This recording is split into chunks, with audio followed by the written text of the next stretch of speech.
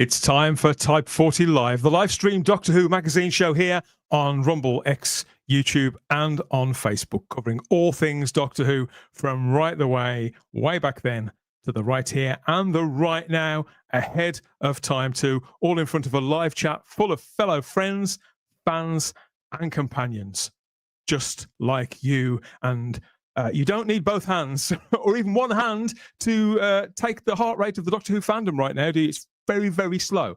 There's only one story everybody wants. Alex may be in bloom on Strictly, and Chris, in his own way, he's blooming marvelous as well. But what we really want to know is, what the hell is going on with Doctor Who itself? Type 40 Live has the story right here, right now. Don't go anywhere. And the console room is looking quite sparse, isn't it? Very colourful. I'll just wait until we get stuck into this. We'll see how long that lasts before we get deep into this exclusive report from your friends here at Type 40 Live. Settle down. This is going to be a rough ride. Rougher for some than for others, I'm certain. I'm Dan Hadley, Birmingham's King of the Geeks. We'll find out who you are all in due course. You can chip in with what you've got to say about everything we're going to wheel out over the next however long, and all the people that are here waiting to come on, waiting to get loaded into no, not like that, to load up the console room and join me for a good old chat and a poke into every nook and cranny. Yes, things have been bubbling up for a little while. There's only so long that you can keep things sort of under the covers, isn't there? But here we go. We're going to get stuck into it this time. Please like the video now. You're going to be far too absorbed later on to be able to take in anything else. Okay, so first of all, let's bring them in. Who's first? I'm happy to say that Gary Akers is back on deck and on brand again. Good to see you, mate. Good to see you. You know, the way that I'm very excited about. I have no idea what the show's going to be about today, but I have the feeling this is like, you know, in those old movies when the reporters get a scoop, they all rush to the phone booth to be the first one to get it out there. That's kind of how I feel. I feel like one of those guys today. I think it is like that in the Doctor Who community quite often, and I think it's fun. I think that aspect to it can be a lot of fun. It depends if you're the person being reported on, I suppose, like anything else in the news. And I want to clarify. You said that we are allowed to get loaded during the show. Is that what you just said? I would just want to make sure I'm clear on that. Yeah. Have you got a jumbo pack of Ovaltine to hand? Or right over there. Yes. That's the stuff. That'll do you. Very good. All right. We're good. You don't want anything with too many. You don't want anything with too many E numbers in, do you? Because you could bump into any number of these railings here and take a bit of a tumble, and before you know it, health and safety nightmare. And oh no, I don't want to be responsible. You know, I actually do like the colors. I mean, the colors in this are a lot better than what we actually got. I mean, it does really add something. Pops. Yeah, it really pops, doesn't it, when you turn up the contrast a little? Yeah. Let's turn up the contrast here as well with the Type 40 Live panel and bring in Charlotte Shields. Hi, Charlotte. I don't know why I'm a contrast. Hello, everybody. In the nicest possible way. Oh, that's good. I'll take it then. You're the good contrast just to plain old me. So no, but we love you, Gary. Don't say that. Oh, thank you. But hello, contrast to me as well. Charlotte and I are both laid up. We were comparing hoodies before we came on. Couldn't get more British if you tried. We both were like, oh, we're both hoodies today. Expect more talk about the weather and lunch and tea or coffee as we get into everything else too. Who do we have as well? I'm happy to say he hasn't been on for a couple of weeks. He's been out on manoeuvres. I'm not going to ask him about any of that. It's probably best I don't know. I'm just really happy that Matt Pott has been up in time to come and join us here from all the way down there. Hi, Matt. You're never going to let me live that down, are you? Yeah, I have the best hoodie. Look, I've got an Ewok on mine. You have got a cool hoodie. Oh, that's adorable. That is cool. Yeah, I like that. Yes, I know. Everybody says nub, it's all the girls. Good to see you, mate. And you're in fine voice. In fine voice as well. I've been awake. I've been drinking lots of coffee because I can't wait to hear what the news is. So yeah. You have to be careful when you use the word news. People say you shouldn't use the word news unless it's come official, unless the BBC have said something. But so I say it's a report. It's an exclusive report. Is how we're billing it to keep the silly billies at bay. So there we are. Language is important, everybody. It's good to have you back, Matt, and I can see with your flag behind you as well, raising your own colours. That's good for you, mate. Good for you. Yes, we're doing marching for Australia. So yeah, yep. We've been Excellent. told that we're very naughty if we have an Australian flag. So, yep, I'm putting it up. Wave it around, or you like here. We raise our own colours, of course, on the weekly, and we're going to raise the. We're going to raise the tempers now, I think, by bringing back an old friend. What would you think if I said the phrase to you, "Good luck, everybody"? Would you know who I was talking about by any chance? No idea. Have you happened to have any cakes around as well? I think that would be a clue. Yeah, who came up with that? It's that's so City and lame. David Diaz, the mega geek. Hello, mate. Hello. Welcome Hello. back. How you doing? I'm doing all right. I can't wait for this news. It better be good. It's a report. It's a report. It's not news. I'm going home. Get So, it right. what's news? What's news with you, Ian? How have you been the last few weeks? I've been all right. I have not had anything to do with Doctor Who whatsoever. I've been concentrating on my movie. Hopefully it'll be finished and then it'll be out there and everybody could slag it off. So I love the merch. I love the merch. The hat. Very nice. God, where do I get one? Very sweet. They'll be out soon. Give us another flash of it. Give us another I'll flash. buy one. I will. Very nice. There we are. Very Rebecca Gold, the nice. movie coming your way with official merch. Nice. Absolutely You wonder. brilliant. From Yeah. No, So you need- it's good to be back. Sorry, go on. you Go ahead. need bringing up to speed. Do you then I on do. all things Doctor Who, Yes, I do. whether you want to be or not? Yeah, Real yeah? Doctor Who, that is. Yeah. Go on. Real. Go ahead. Yeah, Real Doctor. Doctor Who. Yes, What is we real? have it. We have it right here. So here's the predicament I think that the fandom has been in. From our point of view, we could keep weaving and ducking and speculating on every wild notion or passing little snippet from the likes of Colin Baker, David Tennant, Stephen Moffat, whoever. We could keep doing that forever, couldn't we? Treading water. Why do that when we have the story? We're going to tell you what's gone wrong, since when, who's involved, and why. That's all coming up on your Big Who, this exclusive report special with Type 40 Live. So, yeah, everybody hold tight. There's a lot to talk about.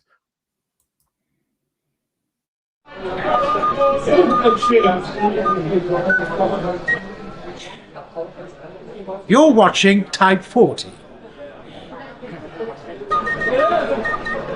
Stupid tune anyway.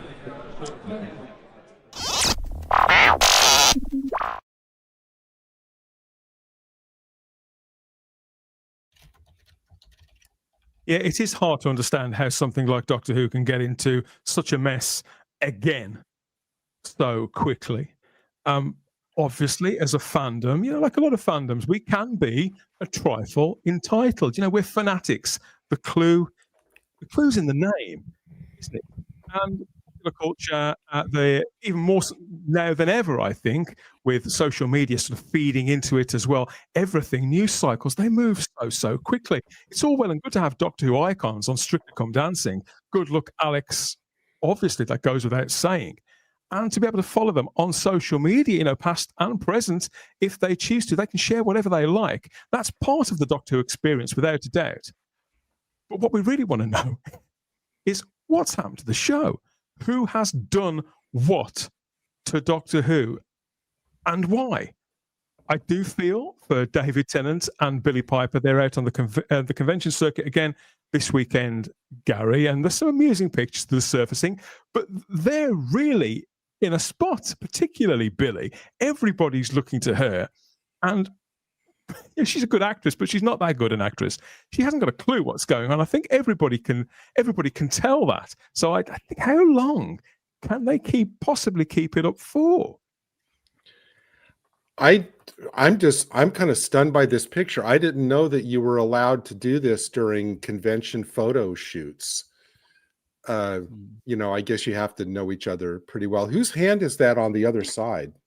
That would be the person who owns the photograph, I suspect. They've been cropped off. Wow. This is on all over social media the last few days. This is in fact, there's several of them, similar kind of pictures that are doing the rounds, should we say. What convention are they at this weekend, you said? Somewhere in your part of the world, I think. Oh, really?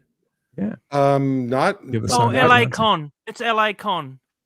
LA Con. They're Really? at LA Con. Yes. Well, I yes, know it's not it's not the Gallifrey Con. That's in February, but No. LA Comic Con. Okay, I had no clue. Yeah. No idea. Obviously, we do try and keep track of all of that where we can, but so many conventions happening all over the world. This is Type 40 live on Rumble, X, YouTube, and Facebook as ever. If you want to catch up on previous editions of this show, all our regular live streams covering the news, our deep dives into classic episodes or even movies, those are there to ask us anything specials. And that episode 250 that we did, that was the last time Ian came back to talk to us about the Thursday Night Murder Club, which I don't think you hadn't seen it, had you, Ian? But we managed to make it through without spoiling it for you. Have you seen it yet? I have seen it, yeah. Did you enjoy it? Not really, no. Oh, he's very, very difficult to please. Nothing changes, does it? Yeah, I think most of these 12 do please you. I know, Ian. This is very much our happy place, isn't it? Before we go shooting off to talk about the rest of it. Real Doctor Who. That's what right. it is. Yeah. Real Doctor Who. Doctor Who. We got the stars are at the conventions. We have spokespeople from the BBC at the Edinburgh TV Festival. Ian, speaking about Doctor Who, not in glowing terms, but this is what Kate Phillips, the content boss at the BBC, had to say a few weeks ago. Any Whovians out there, rest assured, Doctor Who is going nowhere. Disney has been a great partnership, and it continues with the War Between the Land and the Sea next year. Going forward, with or without Disney, Doctor Who will still be on the BBC. The TARDIS is going nowhere. So yeah, she got that right. Clear. She's got that right. Doctor Who's going nowhere. Got that exactly right.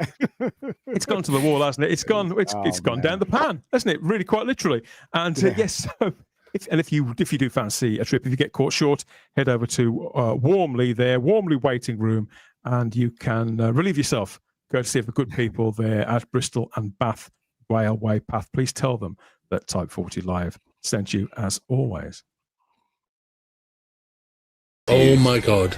Stephen and Vicky, Peter Purves and Maureen O'Brien. Yeah, no. At one point I thought about putting him in this episode. Did you? At one point there was a giant cow in Unit HQ. One of the creatures like the Vlinks. Oh yeah. It was going to be a big cow sitting at a desk. Right. Then it turned out to be Stephen in disguise.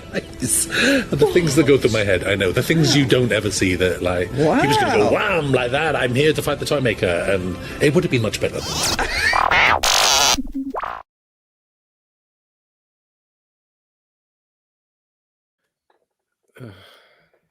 Okay, let's roll up our sleeves and get stuck into it. We mean business here. The kind of business that involves a lot of partners, in this case with Doctor Who, as it's been the last few years. They do say that too many cooks spoil the broth, don't they? That's one of those really old-fashioned sort of sayings. But as I've found out, as I've got older, a great many of them, they are sayings because they're pretty much true. And that's definitely been part of the problem that has run Doctor Who aground. It's frustrated the hell out of us. We know it has you too, everybody watching and listening and interacting with us wherever we put our podcasts and live streams. It's even frustrating the people involved to this extent, to the extent that this is the end of another era. Multiple independent sources have confided to Type 40 Russell T Davies is set to leave his showrunner position in absolute fury. In the coming months, Russell T Davies is to announce his departure as showrunner and lead writer on Doctor Who. So this is him leaving for a second time after fulfilling obligations to the production that he's really proud of, the spin-off, The War Between the Land and the Sea. That's now going to stand as his final work on the Whoniverse, at least in the current capacity as employee of Bad Wolf. This is according to our media and industry insiders. Russell T Davies, OBE, is a highly acclaimed screenwriter and television producer. He's widely recognized for his groundbreaking and award-winning drama that often explore queer themes, as they call them. He's now 62 years old, from Swansea, originally in Wales. And despite his recent comments, Russell is best known for reviving and showrunning Doctor Who, initially between 2003 and 2009, very, very effectively. Davies' headline-making return back in September 2021, that was welcomed by pretty much everyone, including us here at Type 40. I think we put a special live report together for that. When I say everybody, not quite everyone. I know there's always one or two, isn't it? But generally speaking, it was everyone. But times do change, don't they? And Doctor Who fans have long memories. We don't miss much. But I do think we're not, when we see something appear, an opportunity for the series to revitalize, we can't help but get excited. Excitement was definitely running high with the closure of the Chibnall era. It was, I wouldn't say it was explosive, but it was memorable for all the reasons that the previous showrunner and cast would probably prefer it not to be. We were glad to see the back of all of them. But in the bringing forward of new material from such a key figure returning to the show that he'd had such success with before, that's when you could say that they're on shaky ground, because lightning very seldom strikes twice, does it? So Russell T Davies appointed not just one but two doctors in as many weeks. It did seem initially that the fun factor, that blend that won the audiences over 20 years ago, that was back with a bit of a kick. And the hiring of an exciting, next to unknown new actor, Ncuti Gatwa, appeared to be a step in the right direction, bolstered by the return of both Donna Noble, as played by Catherine Tate, and David Tennant as a new 14th incarnation of the Doctor, to sort of ease the transition, really, in the series' diamond year.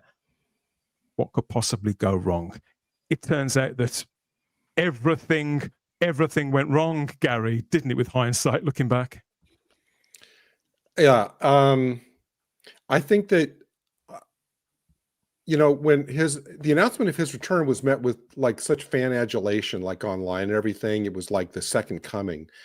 And the first thing that we saw was that Children in Need thing, and all of a sudden after that you could hear a pin drop, because everybody was going, wait, what?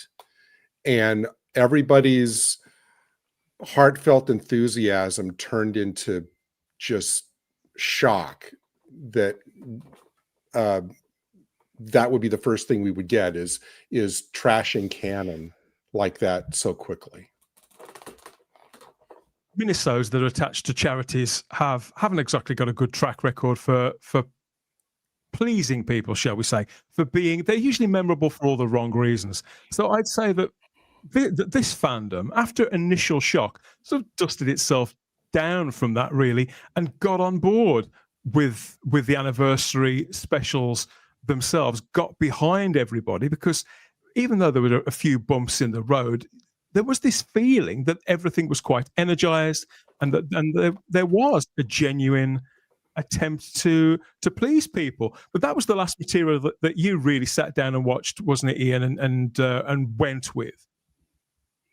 So after seeing that clip and after seeing the Christmas special, I was out, because it was because basically they were aiming at the kids, and that's kind of evil, this crap that's been going through Hollywood and our TV plus the BBC.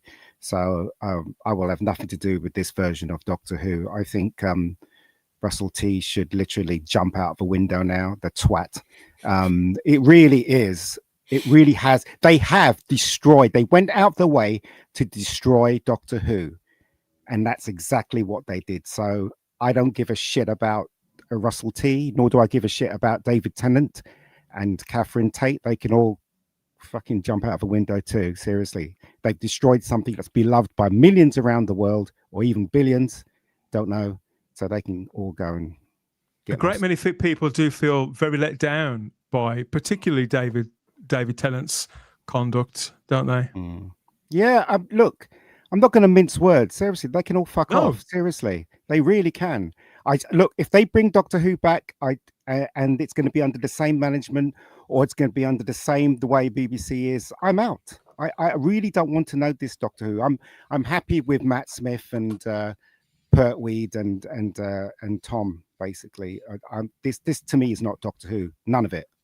So anyway, I should stop there. Around this time, Ian, no, that's perfectly valid and more than fair under the circumstances.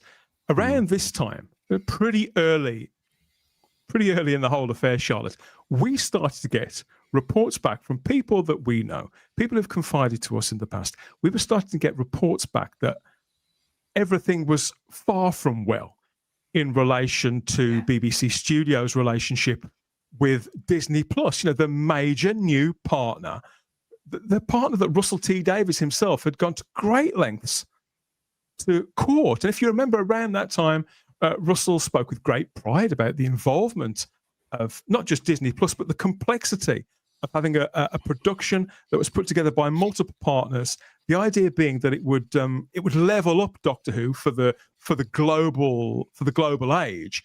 And he boasted that he was going to protect Doctor Who throughout that transition. Do you remember that? Oh yeah, it's the one thing that has been fascinating to watch is how a lot of words have been said in one breath, and then a couple of weeks later, or a couple of months later, suddenly a very different tune is coming out of people involved with Doctor Who.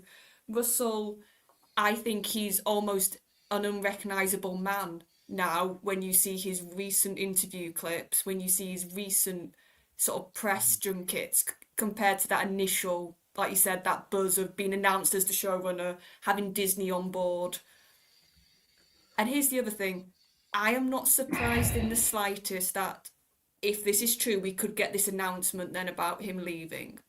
Because we have all said this in different ways on different shows, that if you look at his statements, if you look at the way he's carrying himself, basically after season 2 fully finished and was on air, he was acting like he was no longer the showrunner.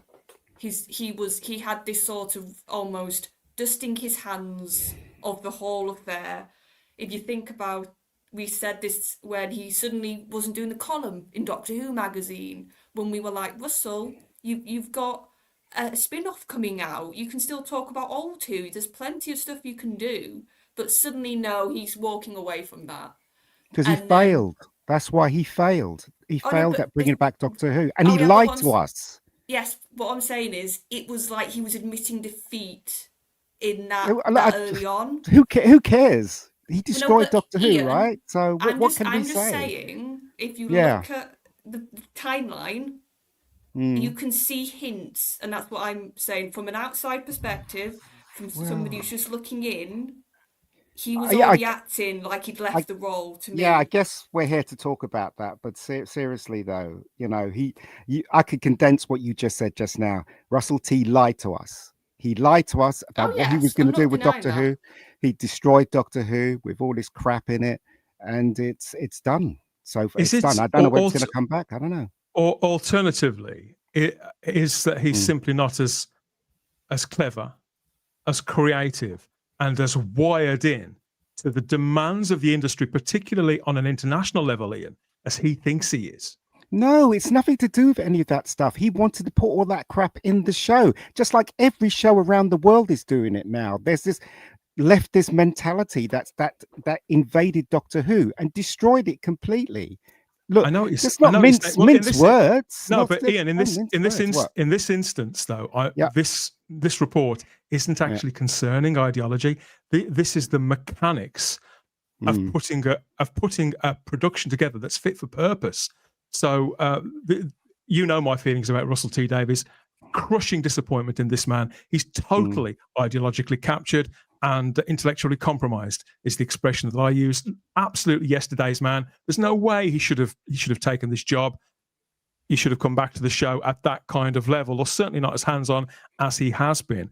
And Charlotte's quite right. We covered his appearance on 2 podcasts recently, a huge podcast. This one is from the makers of Empire magazine, where Russell said conversations going on between the BBC and Disney. I don't work for any of them. He kept stressing that distance was there. I work for Bad Wolf, so I'm not part of those rooms. This man was something like the second or third most powerful man in the whole of British TV, Matt. All of a sudden, there are rooms he's not allowed in. He's not part of. Conversations he is excluded from. He went on to say, I literally don't know. And even people I work with every day, they're asking that you couldn't possibly not know what's going on. So they didn't believe him either. He also spoke to the Big Issue and stated to them, I love Doctor Who, but I don't own it. It's not mine. So in the end, my heart will always be with the things that I own. So that sort of distance there, Matt, that is incongruent, isn't it?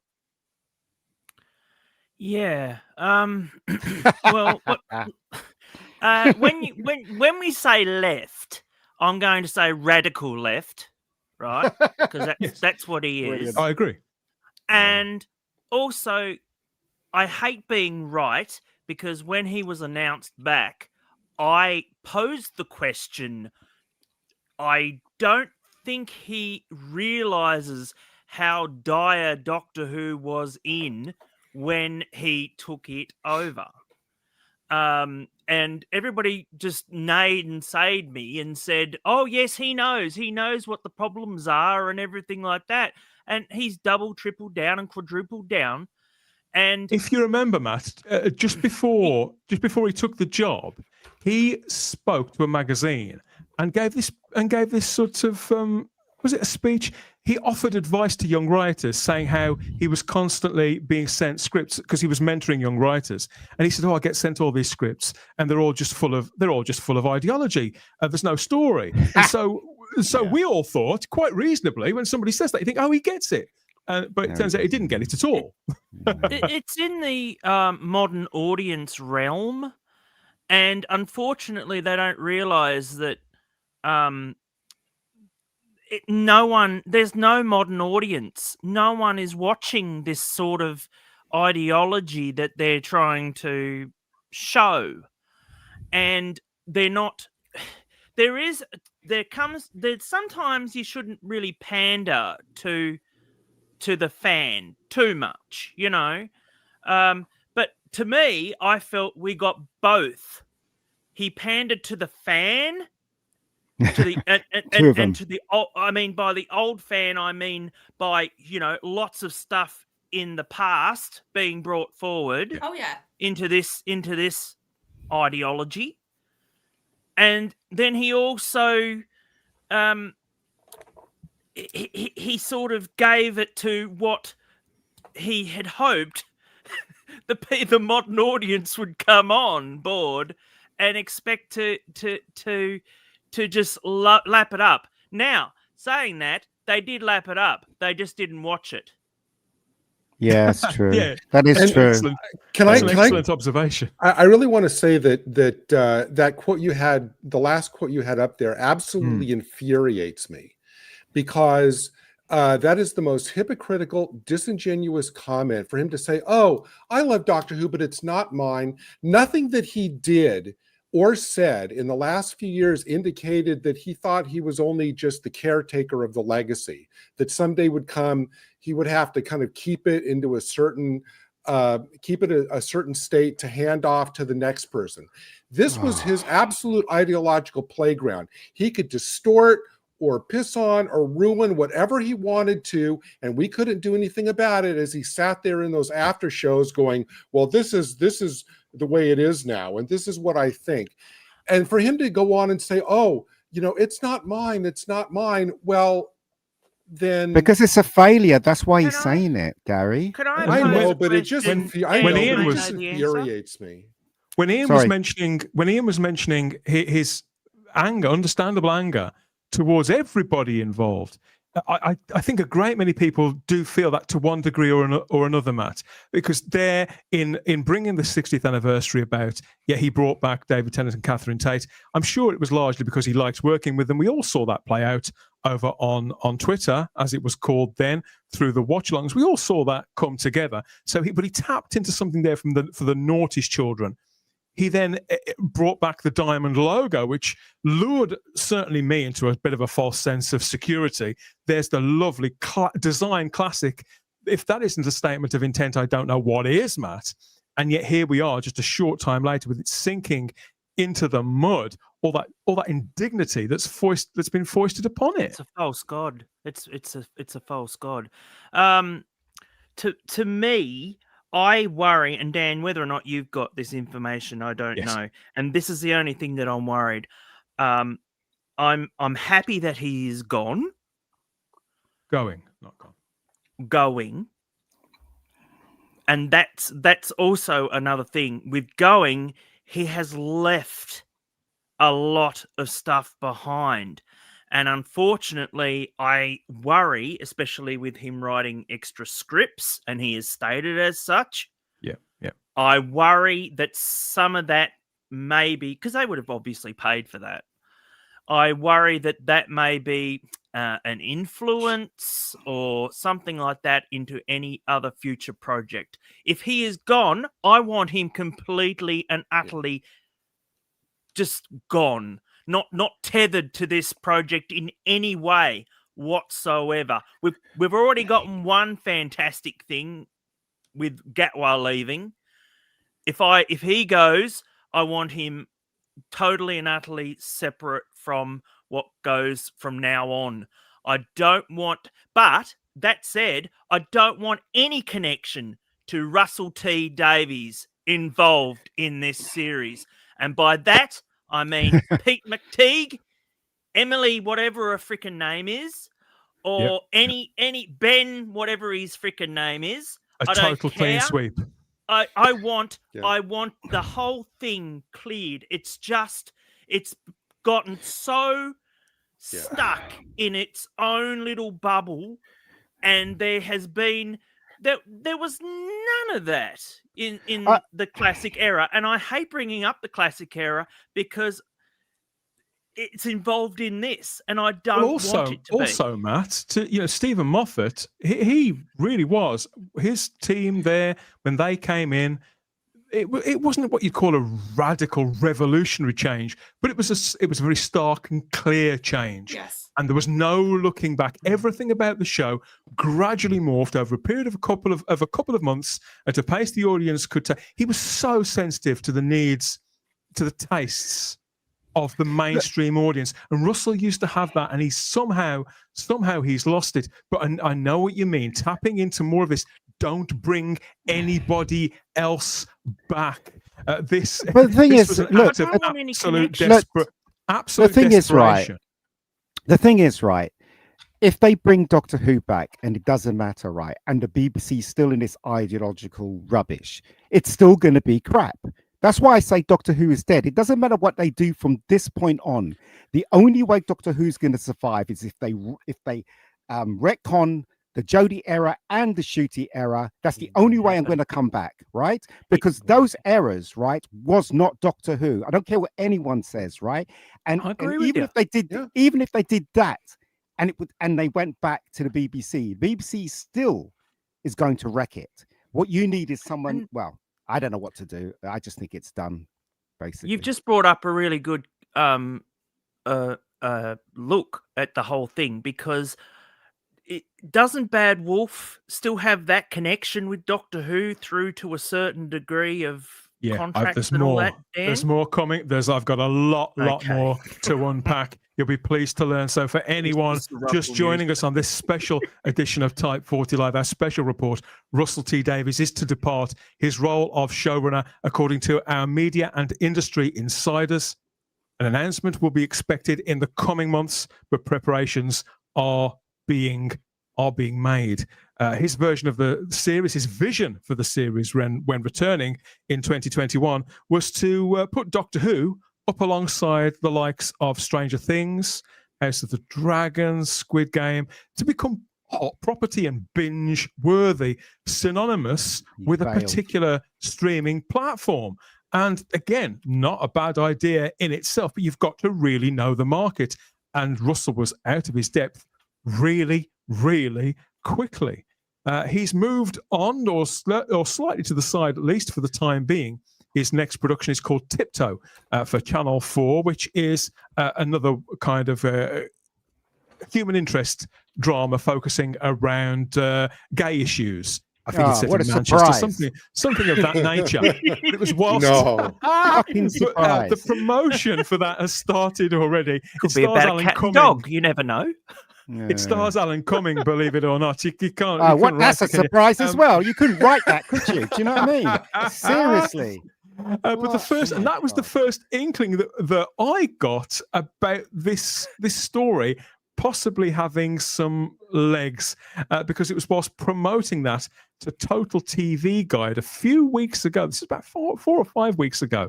Here, that the cracks started to appear. So there was this piece here in a sideboard going toe to toe. A filming has just got underway for Tiptoe, the new Channel 4 drama from former Doctor Who showrunner Russell T Davies, and this did actually make its way out to the fandom. Lots of people looked at this. It was certainly all over X as people tore it from their TV guide. And I have to be honest, I kind of put it down to an overzealous columnist or somebody not checking their facts, or maybe it had been written by AI. Gary was what I told myself. But after a little bit of sniffing around, when I started to hear from 2 or 3 more trusted voices that all was far from well, that was when the picture started to form. But do you remember you asked me about this as well, didn't you? This cutting. I did, because that came up, I don't know, in my feed or whatever. And so I immediately think, well, Dan, have you seen this? Because to me, this is the greatest 6 words in the English language. Former Doctor Who showrunner, Russell T Davies. And it's like, how long have I been waiting for that? Well, it is right that he's the former, because basically Doctor Who's stopped and it's not being made anymore. So you could say that. Do you know what I mean? So look, do you know It's what? not in production. I just don't care. I really don't. I don't care. You don't care about Russell T Davies. I don't care about know. this version of Doctor Oh. Who. Somebody So- punch him, please.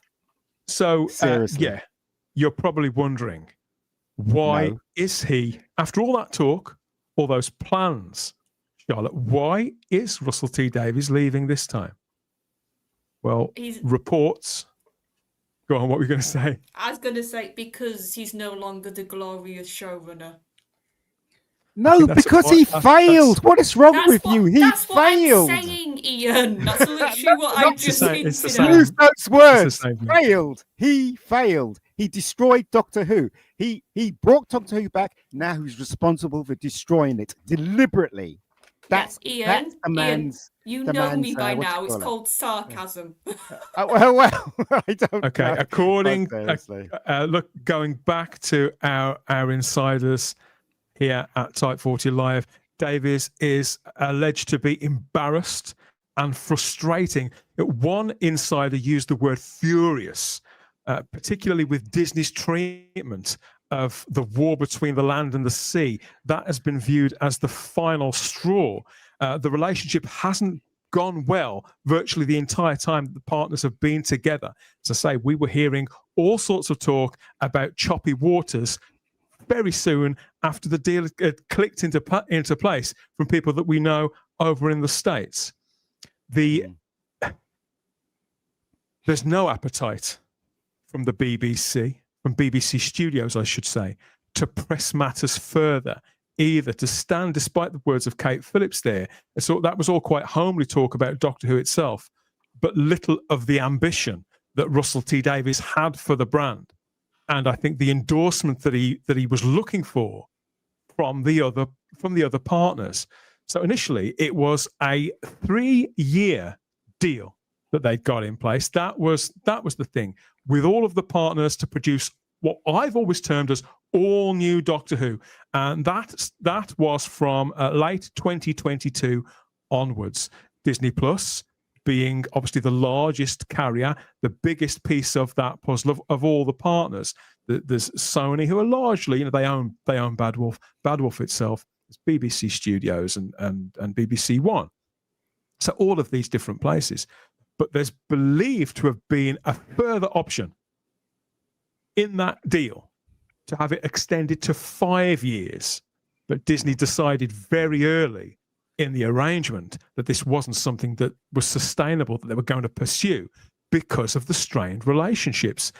But whilst all that was going on, Russell T Davies has been very open about the fact, he's spoken about it several times on social media and in columns, that whilst all that was going on, Russell T Davies kept plotting and putting together treatments and even taking several scripts through several drafts along, because he was that convinced and invested that they were going to get up to like season 3 and 4. I think he even mentioned a season 5, but there was never a commitment to run with Doctor Who from Disney Plus past that 3rd year as Disney saw it. And I think that Disney themselves they've never said a great deal, have they? When you look back, Gary, they've never said a great deal about Doctor Who. They've plastered a few signs on subway trains and things like that, but largely they've been quite quiet. Yeah, I mean, all of the speculation in terms of what if you go like on forums and chats and everything where everybody's speculating about, here's all the reasons that Disney is actually going to renew, and it's just kind of, wish fulfillment. Disney themselves is keeping quiet, and that people read into the silence. Oh, does that mean they're just kind of taking their time before they plan season 3? And I get it. We're fans of what Doctor Who should be. We want it to thrive, but at some point you've got to accept reality and realize that Disney is a corporation that's concerned about profits, and profits come from views and subscription renewals. And it's all down to the bottom line on an accounting ledger. And if the show, which to them is just a product, isn't producing that, that's really the only factor. Our love of the show, I don't think really matters, to the bookkeepers at the company. Do you know what I think? I think Disney wanted it to be a hit in the States. That's why basically they released the show, the first episode or whatever it was, first in the States, because they were aiming for the States, right? Mm-hmm. Then they realized that it wasn't going to do anything because Russell T didn't do what he was supposed to do to put Doctor Who in that playing field. Like, for instance, he didn't cast someone that the Americans and the British people would know. Mm-hmm. Tom Ellis would have been perfect. He was known as Lucifer over in America, and he was known as the guy in Miranda over here. So to place him there, he'd talk to America and England, and on top of that, he added the crap that he put in the show, badly written episodes. That's why it didn't work. It's because he didn't do what it takes to reach the audience, and Disney thought that's what he was going to do. And so Disney was hoping that Doctor Who would speak to America. That's why they wanted America to see it first. I was hoping he would do that. He would do that format that would be like Stranger Things and stuff like that, but he didn't, because he's so stupid. And this is the result. And that's why Disney's stepping back, because they realize that it's done. It's a done thing. Yeah, that's what I think. Sorry, and also the problem is when he got Doctor Who back after the Chibnall and Whittaker run, we said during that run you could see the American audience was dwindling and getting smaller and smaller and smaller. So the show was already in a very weakened state in America. Yep. It still had some fans, but it wasn't what it was when Matt was the Doctor. It wasn't what it was when Tennant was the Doctor. So when you've got a small base anyway, you need to do everything in your power to be sort of, what do people identify or see as traditional Doctor Who? What do people sort of gravitate towards in this brand and this show? By having, like Ian said, an actor that can pull off the range of the Doctor, that can also, not going to lie, in the modern world, be quite attractive, be a good-looking bloke. That would have helped massively. Talk to American England. Yeah, talk to American England. But like I said, but have the range, have the traits that the people would sort of go, oh, that's the Doctor on screen.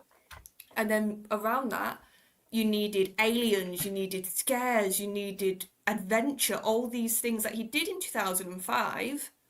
And then none of that was present for this relaunch. And at a critical time, it just meant that small audience that you already had wasn't enough to sort of get people talking in America and get people to come to Disney Plus. And that's what I also agree. I think Disney were banking on this being a sort of big event for them. Yeah. Being an outsider too from the UK, and being, you know, Australian, and how Doctor Who is treated in Australia. A lot of people have fond memories of Doctor Who. You know, it's not like a joke or anything like that. This series, from the specials onwards, was the first time ever I was embarrassed to be a Doctor Who fan. Same here. And yes, I got the odd joke about Jodie. You know, what do you think it's like, you know, having a woman doctor now? You know, once they found out I was a Doctor Who fan, it never bothered me. I was just like, okay, yes, all right, that's not funny. But when they were making jokes about the stuff that was being put into Doctor Who, and I'm talking about, you know, the journalists and everything like that, that were just looking at it and making fun of it, you know, and making fun of us. And I was so embarrassed, and I could see what was going to come from all this, from the first few episodes, you know, and it was just an embarrassment. And I was like, I can't keep doing this. I mean, I'm not going to prop this up. I'm not. It's just not. It's not the Doctor Who that we expected or should have received. And you know, it's just I didn't want to talk about it to anybody because you know, my friends, my family, or anything like that, because it was just an embarrassment. It was just awful. And also, Matt, around the time it was all coming together too, BBC Studios and Bad Wolf. You know, Bad Wolf have got a pretty great track record. You know, I wouldn't say I enjoyed everything they did, but all of these quality shows that people largely liked and that were the industry seemed to be lapping them up, and they were constantly expanding. They were employing actors like James McAvoy to lead his Dark Materials. They seemed to, and what was the Discovery of Witches? Big hit shows that people loved, that people who read the books just loved that show. So you think, okay, how could this possibly go wrong? And then they get into bed with Disney at the exact wrong time, at a time where Disney are expanding everywhere, and pretty much everything that they were touching was turning to utter shit. That didn't mean to say that was going to happen here. But again, Matt, it had a culminative effect, because it compounded on the female doctor thing. It was like, oh no. The sense of dread gradually coming back. And I do feel that Russell had no idea who he was getting into bed do you with think, when it came to Dan, this. Dan, do you think that Disney, had any say in what Russell T was writing? Because I get the impression they didn't. They just left him to it and left the BBC to it. No, they didn't, and that's they didn't for the most part. And that's what's again, that distance between them as what's exacerbated all these problems. It means that this relationship, from what we're being told here, alleged by everyone that's come to us with information, it's never worked. They've largely been completely isolated. Russell T Davies has been immensely frustrated with the War Between saga. It was originally due to screen about now. It was meant to be for BBC One in the autumn on the iPlayer, on the Whoniverse, and they expect it to be on Disney Plus around that time too. So Disney Plus have not taken up the offer to extend the deal. They wanted the deal over as quickly as possible. And to the Disney partners, the War Between, in their eyes, that effectively did count as the third Doctor Who season, regardless of the principal cast or Russell's parallel ambitions for both War Between itself and the broader Whoniverse. They're going to bury it, aren't they? It's a tragic story of the left hand not knowing what the right is doing, relationships just completely falling apart at a precise time where they really needed to click into place for any of this grand plan that we were all given the fucking hard sell on for that to come to any kind of fruition. They kind of look, Russell. It's all Russell T's fault. It really is. Disney didn't have anything to do with what he wrote. He just wrote what he wrote from a complete biased point of view. I'll always say this, and I don't care if anybody hates me. The Doctor should never have been a woman. Doctor should never have been a black guy. No, the Doctor was never this. It's only he should never have been gay either. I'm sorry. I'm going to say that too. Because as far as I'm concerned, he ticked all those boxes years and years ago. It never, ever came up. And it should have been left that way. Yeah. But no, he had to double down and triple down and think of, to make other certain types of other factions I don't disagree with you. I don't think any kind of sexuality has any real place sexualize the Doctor anywhere near the central character, certainly, and any other kind of sexual behaviors or anything like that should be really in the margins, if they're at all. This is an adventure show. It's not meant to be like every other show on TV. This is Doctor Who, but in this instance, it's not the ideological stuff that's fallen apart. It's relationships, it's mechanics, it's ambitions, it's having the mind for the task at hand, for being open, for being communicative, for mutual respect. These are fundamental things to anybody working in any sector or just living a normal day-to-day life. It strikes me, the more I find out about this, I wish I could put it all down to the culture war. I can't. These are people who just haven't got a clue what they're doing. This is professional incompetence.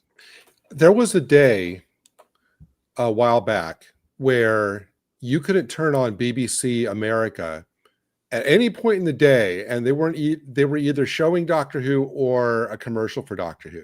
Mm-hmm. I mean, I can't even tell you how huge like the Matt Smith and to a little lesser extent the Capaldi era was on BBC America. I mean, it drove that channel, and it all collapsed during the Jodie era. You can watch whether you'd go week to week or season to season. It was a free fall for BBC ratings during the Jodie era. So that being said, it stuns me that Disney, presumably they knew that, and they would know that the show had to be kind of carefully treated to kind of get it back into everyone's favor. It stuns me that they would pony up $100 million without any terms of quality control or oversight that they would allow, whether it be script approval or whatever kind of approval, that they would just say, okay, you go do what you do, here's a blank check. That stuns me. And that's the communication you're talking about, Dan. You got to remember too, they shifted to fantasy as well. And that was another thing that they totally and utterly. Doctor Who was never ever fantastical. It was always there was some sort of there was always some sort of. We're talking about things that are magic thing. Yeah, but here we're looking at things that are matters of personal taste. This news story, this report is about the TV industry. It's not necessarily about the genre. It's a far broader picture than any of our or your subjective wants. Anybody from the show, really, before anything was even screened, it seemed to me this was doomed to failure. Well, it was doomed to failure. Look, seriously though, the first time I saw Doctor Who dancing in a gay bar in a skirt, that was it. I knew it was doomed. It was doomed. But again, that's not really the point of what we're saying. That's the ideological stuff again. That's not the reason why this. But you can't separate that from what's happened to Doctor Who, no matter how you try. That is one of the main reasons why Doctor Who failed. And there's no denying it now. Absolutely none. That was the picture that they were using a lot, Dan. The journalists and that were using that a lot. That one with him dancing in the gay bar with the dress on. Again, we have been over that side to the story quite a lot. The popular appeal of the show.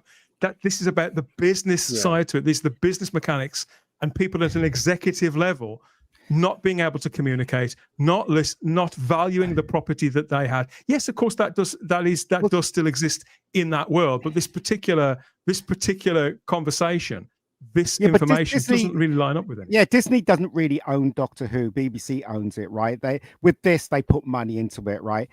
And quite frankly, I think they trusted Russell T too much. Oh yeah, and they didn't even bother looking at the screenplay. Do you know what I mean? The screenplays were awful. Just I think when you say they trusted him too much, I think what they did, I think they sort of viewed themselves not quite as sleeping partners, but perhaps they thought to themselves, well, this guy's made this show before, let him go away and make it. Because Disney has relationships, don't they? And Matt, you know this because they do it in Australia as well. They've got relationships with lots of independents called content all over the world, don't they? To make sometimes to make material specific to a territory, other times more drama, for example, or comedy that's maybe idiosyncratic to, say, the Australias that may play well in other parts of the world. You know, so that, and I get the impression that they try things. And that this was an experiment of sorts. In fact, didn't Jane Tranter or Judy Gardner use the word, this has been an experiment? I've just remembered that. Where was that? I don't know when, but one of them said it in, I think it was a press event. I think it was an experiment to some, but not to others. I think to Russell, this was absolutely everything, and this was his legacy. Both ideologically and this is where it lines up with what Ian and Matt are saying, because his legacy and his eyes is all that stuff that you guys have just been talking about, that ideological journey and that almost indoctrination. But it's also the mechanics of upscaling it and trying to do something that he wished he'd have done 20 years ago. That's where I think that bolts in. We have a thing here. We have a thing here in Australia where any channel or broadcast channel or network or even streaming service has to have a certain percentage created and made in that country of origin. I don't know how that goes in the UK. It's the same. Whatever, it's the same. But, it's the same. Okay. Well, there you BBC go. used to have know that more to than me, some but no, Channel 4 has it, and I don't know whether they still have it, and Channel 5 has it as well. So I think it's 75% has to be made in the country about the people in different regions and stuff like that. I think. I'm also mentioning about Netflix. All those streaming Prime, they all have to. They have to. It is. It is a thing. Yes. So Prime have to have a certain amount. Disney. If Disney comes here, they have to produce. They did the Artful Dodgers series here and all that sort of stuff. But it only. But my point is that they only last one season. Yeah. That's it. Oh, okay. Because they've created the content that is required for our country. So whether or not they're looking at Disney is going, okay, we'll make a certain amount for produced in the UK, and then therefore we just give them the money and let them produce it, and we can use that as well for our own content. Gotcha. That's what I'm getting at. It's when RTD. I think there's a business model there. When RTD made that comment during an interview that nobody tells me no, that to me is the reddest of all red flags anywhere. I don't care whether you're an ideological extremist like he is, or you're the most competent, successful producer in the world. That is a horrible way to run a production. You've got to have people that everybody's answerable to. You've got to have, especially if you're, the writer, you've got to have multiple voices, multiple heads or whatever. And for him to basically, coronate himself and crow about, oh, well, I'm the king, my word is the only word. And it goes, that right there is a recipe for disaster. Yeah. And we've said this before. The difference in 2005 is he was a hungry writer. He hadn't had these massive big hits. He didn't have the acclaim. He didn't have the name. So he had a lot of more people he had to answer to in 2005. He has spoken about this. There were things he wanted to do. There were story beats and certain things he wanted to include, and the higher ups at the BBC basically told him no. But I've always said this: a writer needs some constraint. A writer needs some checks and balances. You can't have somebody having nobody to be that sort of, no, I'll have a look at that script and maybe let's change it a bit or maybe tweak this. You need that process to create good quality TV or film or any sort of media. And here, so many times when we were watching it, and then you saw outside, not just even the watching, some of the press stuff that went out around the show, some of the decisions to put it on a midnight on iPlayer, and that was clearly a Disney. They were aimed for America. Yeah. Again, that was a Disney. Yeah, that was a Disney thing, and that was a bone of contention as well between the partners. Again, according to people that have spoken to Type 40. Yeah, and that's what I'm saying. You could see, in some ways, he had no checks no checks and balances. He had all this control. He could do whatever he wanted.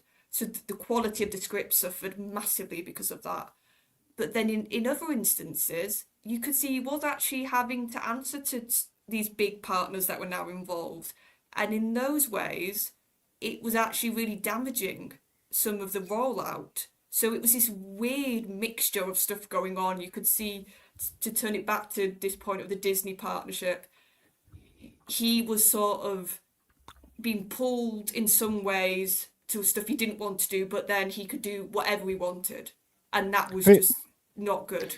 It feels like, and Dan probably knows more than me, it just feels like Disney didn't really care about Doctor Who. They took a chance on it, and they were hoping that Russell T would write something that will talk to America. And I think that's one of the reasons why they released it in America first. They wanted to do that Stranger Things. They wanted to do that, and they just left it to him. I don't know if that's true, but it just seems that way. Well, and as I said, they were looking at the potential of what they don't care about it. And to be fair to them, why would they? So like Gary said, the checks and balances, it's another column, another production. We'll see how it works out. We will revise our investment. We'll either dial it up or dial it down, or leave the table completely, depending on whatever results, whatever outcomes they wish to have reached by a particular point. This is where the frustrations really did kick in relation. It's one thing to be doing that with Doctor Who. That's bad enough, but there were a lot of high ambitions for the War Between the Land and the Sea, shall we say? Russell T Davies is very, very proud of this, and so is everybody that's involved with it. All the reports I hear from people who have worked on this at different levels are that this is a quality production that has a kind of global feel to it. Russell T Davies, as regards the scheduling, said, if I only knew that, nobody will decide that. That's up in the air. I wish I knew. I genuinely wish I knew. This was, again, speaking to a podcast over the summer. So the frustration, even in just plain text like that, is very much present. But they've kicked that can down the road. But he'll never say it's his fault, will he, Dan? He'll never say the reason why they've scheduling it and not worrying about putting it out in the first place is because of what he did with Doctor Who. He'll never say that, will he? I feel like you haven't been listening to me. No, that's not the reason why all this is happening. This is Disney. This is Disney. They to them, as part of this deal, the War Between the Land and the Sea is the balance of the deal. It is effectively a third year's worth of content. They're not prepared to accommodate an extra slot in their schedule, because they break down their schedules, don't they, for every quarter of the year, I think, or maybe even every third, different phases of the calendar year. So they weren't prepared to put it anywhere else, regardless of where the BBC wanted to put it. So the scheduling of this, and therefore the production of anything else, and the official end to the deal between them, which is all but over, except on paper. Nothing else is going to be produced. The deal is actually over, but it can't be a clean break until the final material is aired. And because Disney Plus are determined to put this later on, they aren't willing to find another slot other than any slot that they had in mind for that third season of Doctor Who, which, and this is just me editorializing now, that they imagined that they were going to get, starring Ncuti Gatwa. This entire cock-up clearly cost Russell his leading man in the first place and caused all manner of problems there. Ncuti Gatwa's representation, as we've spoken about before, again, according to our insiders, his representation had no option but to buy the actor out of his contract early so that he could pursue other offers because of all that time that had been freed up when he believed he was going to be making a third season. You remember when he went on the Graham Norton show last year? He'd got it booked in his diary. He needed to be freed up to fill that gap in his schedule with other work so that, you know, his representation could get their cut. An actor is a business like any other. So all of this had this culminative effect. But do you to think the point where nothing could get made? Well, what I'm saying is, do you think the reason why is because they've seen what Russell T had done to Doctor Who, and now they're sort of like just no, you don't think it's that? All of this is backed up mismanagement. That's what this entire report is about. It's mismanagement. It's backed up mismanagement between a number of different studios. That's why I said at the very top, too many cooks spoiling the broth. This is mismanagement on every single level, which has all compounded on top of each other to create an absolute shit show whereby a lead actor leaves. You've got one company believing one thing, another being believing something else completely. The body of the content, it's not inconsequential, of course it isn't, but this would have happened anyway. As I said, we were hearing reports of all of this, of things not going well at all. I think Wild Blue Yonder had just been screened when we started here, really early in the equation. So again, I'm not saying that all of that isn't important, but it's a parallel thing. This isn't about the ideology. This isn't about wokeism. This isn't about wokeism. This is about incompetence.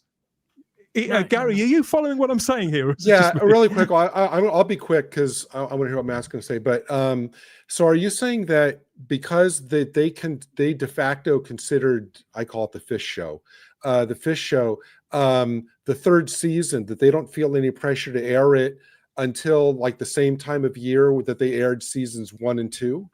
The third component of their deal, yeah, the third year in effect.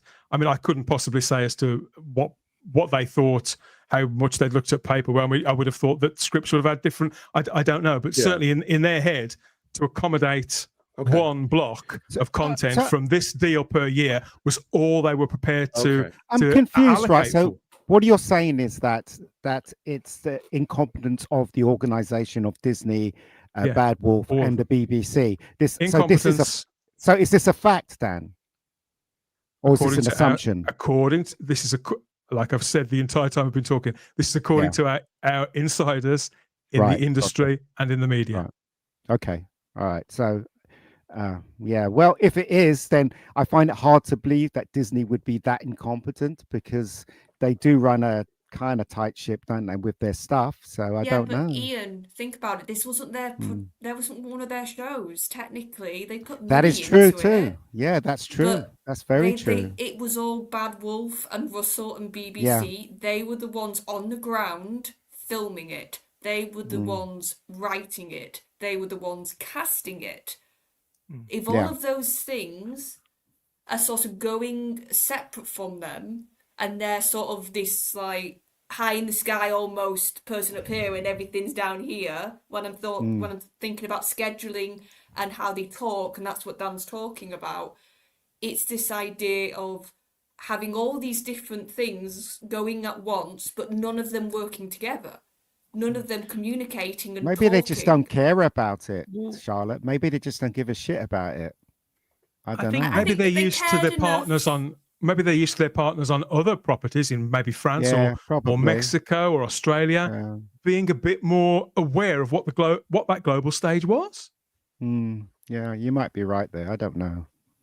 Again, I this don't is know. me. This is just me now editorializing. This isn't anything that I've been told. This is my reading of the situation. I think, well, it's just as you said, Ian, they're not stupid. This is what they do. It's like Netflix, like Amazon. Yeah. They have these relationships all over the world, Matt.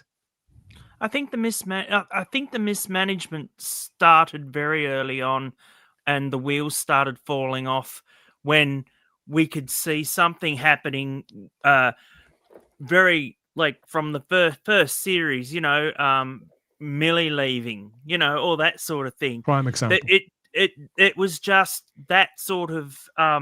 You could see that there was just something not quite right. It was even back in the first series of Doctor Who back in 2005, even though Christopher Eccleston was leaving and everything, and then we got told that very early on. No one ever thought anything bad had been happened. It was just the fact that, okay, he's decided he's only going to do one series.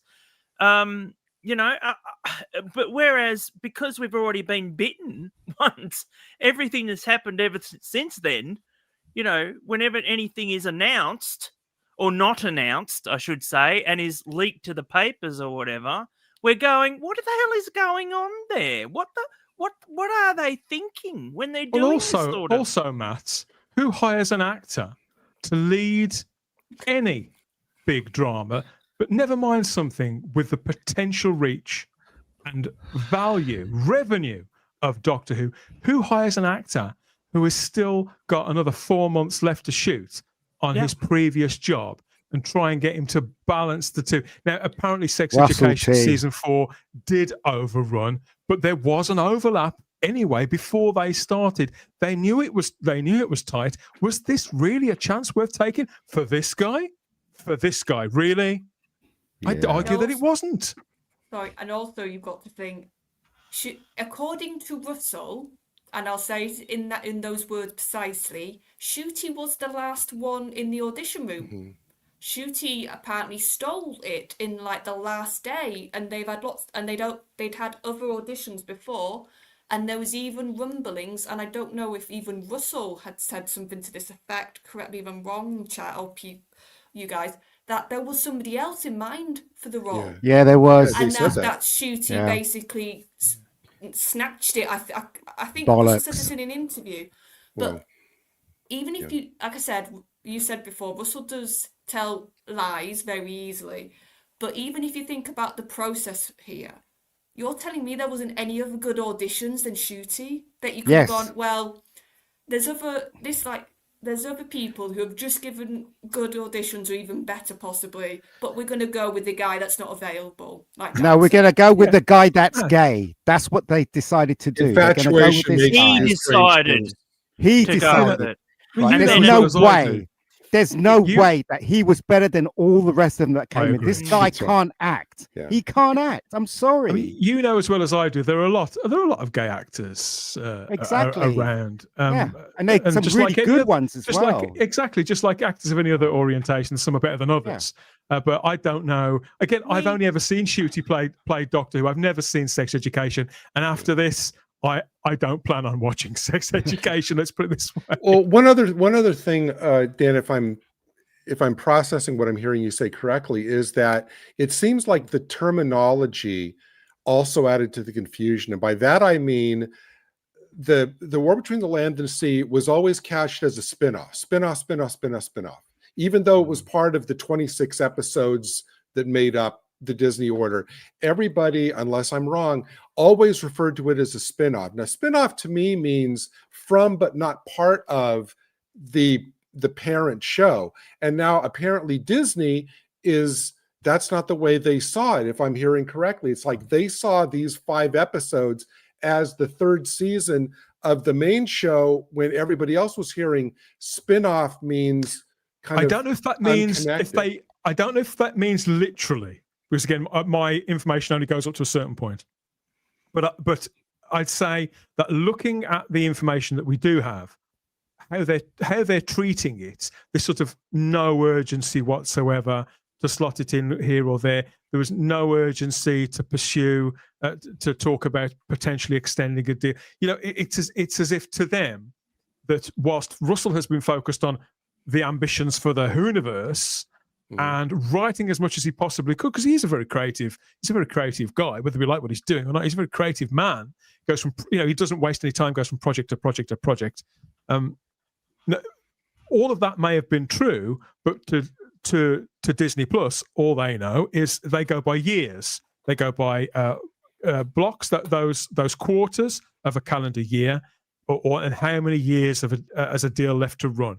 So whether that's literally or just figuratively, and this is the deal. There's X amount of episodes. It doesn't really matter what they're of. X amount of episodes over that 3-year period. Why would you need another block for that? They're not going to, whatever ambitions Russell might have. Again, miscommunication. None of us were in the room there, and I don't have any information from anybody who claims to have been in the room about how that would have been pitched, would have been sold. But clearly, there's some sort of crossed wires must have happened somehow and somewhere. This does, of course, have a big. Well, according to this information, it all speaks of everything going all over the place, and I would argue enormous incompetence. Which, and I'm not standing up for Russell T Davies, but I can see why this has built up, and I can see why. Just as you say, Ian, the man has publicly failed. Nobody likes to fail. Russell T Davies is not used to failing. That's going to smart. And when he was on those interviews in the summer, he did sound he sounded deflated, if not defeated. So that was a thing. But then there's also something to be said for quitting while you're ahead, or accepting that something's been a bad experience. And I think particularly as you get a bit older, I think whether you're at fault or not, you think, well, okay, well, I'll just move on. I'll move on to the next thing. It's not, I'll whatever. It's been soured. It could have been soured. Are they giving him a BAFTA, aren't they? They're always giving him something. They invent new awards to give to Russell T Davies. Exactly. We've spoken about this before. I mean, the impact on this, because there will be impact on it, is. And this is something that struck me quite recently. And again, according to a media insider, it clicks into place now. Have you ever wondered, for example, about these doctors? I saw somebody complaining about this on social media the other day, and I thought, oh God, it's true. It keeps happening. So the 15th Doctor. Have you ever wondered why? Whenever we see this character, whether it's in a calendar or action figures box, an action figure box, he's always the 15th Doctor. It's never just the Doctor. You look back at the action figure ranges from the Palatoy stuff from the 70s, the character option stuff from the noughties, that enormous wave of popularity. It was just the Doctor. Whichever Doctor you were unwrapping, it was just the Doctor. All of a sudden, everywhere you see him, he's always denoted as the 15th Doctor, and that really winds people up. Have you noticed that, Charlotte? Yeah, in some of the packaging, definitely. I do think before they have done that, I remember Jodie being said a lot for 13. I can remember that being said and a lot for her Doctor as well. Tended to be in the press, didn't it? Yeah, it tends to be more in the press, but I think the BBC also used that at times. And it is just odd, like they should just be the Doctor. Like they should just be able to share that. And it shouldn't be a thing of we keep clinging to the number in that sense. It's like the Fat Doctor. You know the one in between, the one that doesn't even really have a number. The fat one. Fugitive Doctor. Oh, is that her? Sorry, I knew it was an F. Oh, yeah.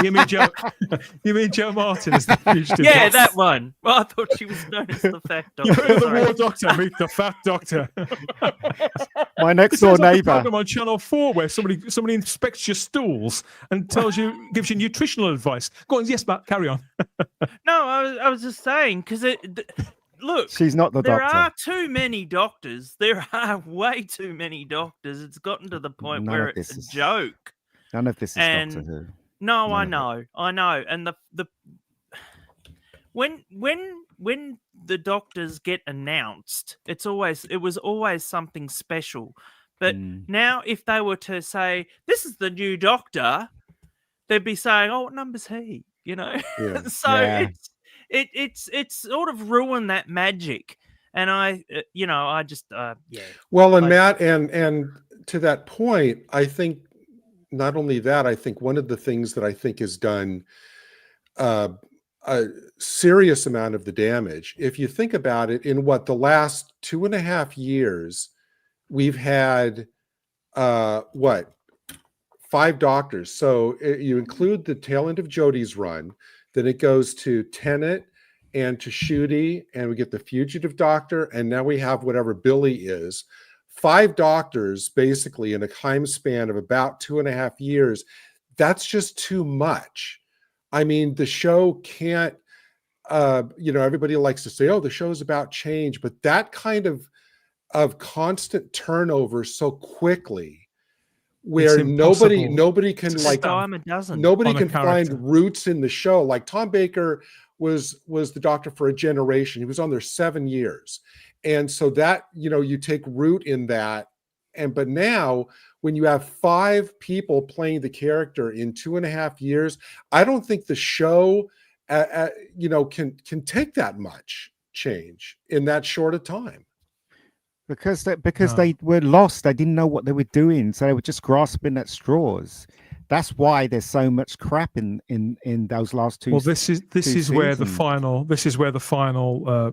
piece of the puzzle sort of fits in, because I never really paid much attention to this before until noticing the action figures, and again, people have been mentioning this to us now, but as long as Disney has been involved with this production, so this is the best part of 3 years, we've been hearing speculation about this.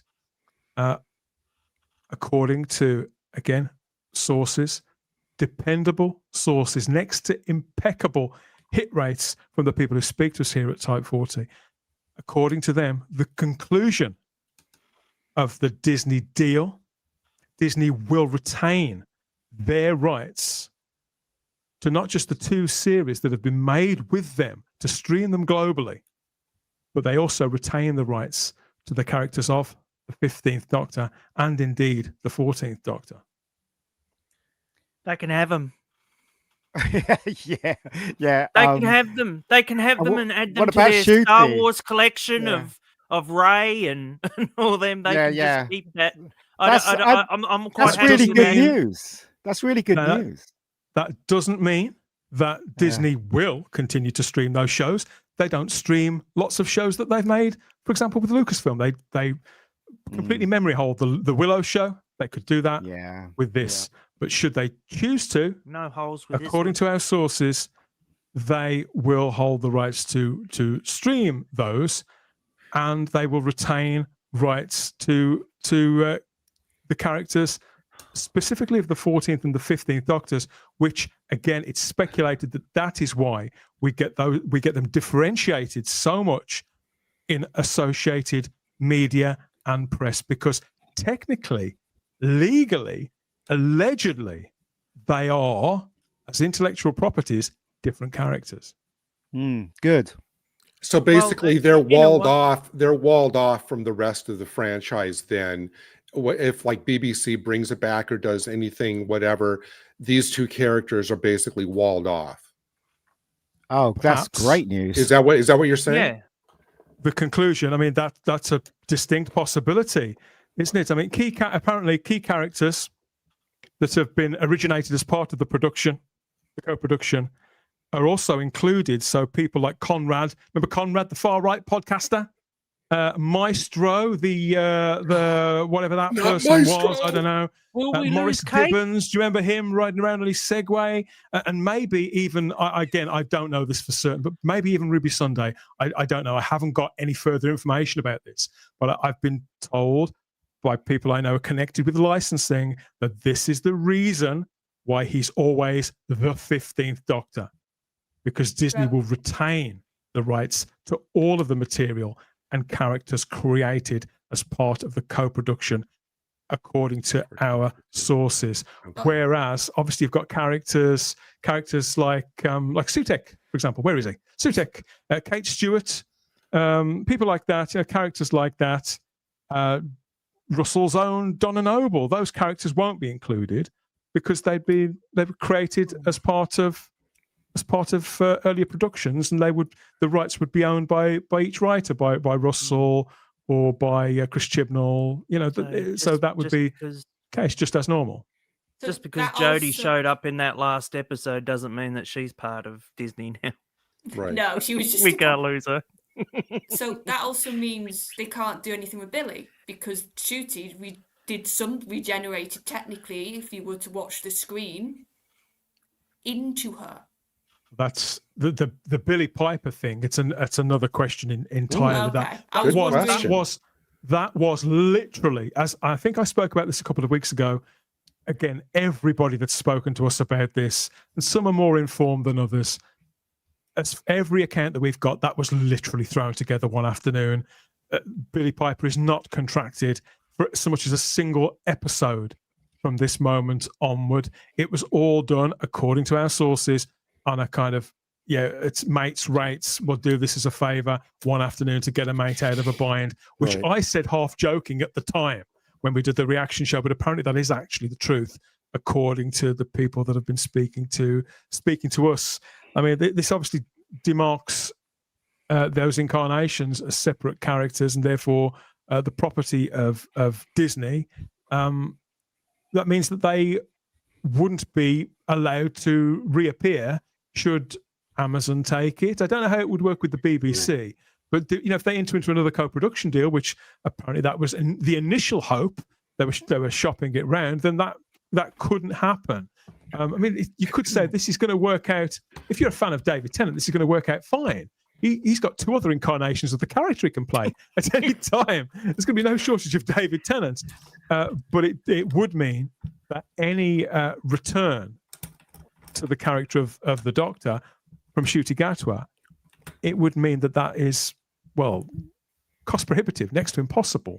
I would argue, and the comparison I would look to, the one that we've been living with for quite a long time now, is how Universal still owns Dr. Grace Holloway, which has prevented Daphne Ashbrook from playing that character again, either on television or even in the audio dramas. Again, I don't know how those things work precisely, but as I understand it, that's why. I mean, I'm surprised they haven't negotiated some sort of one-off thing, because who else is going to want to use Dr. Grace Holloway realistically?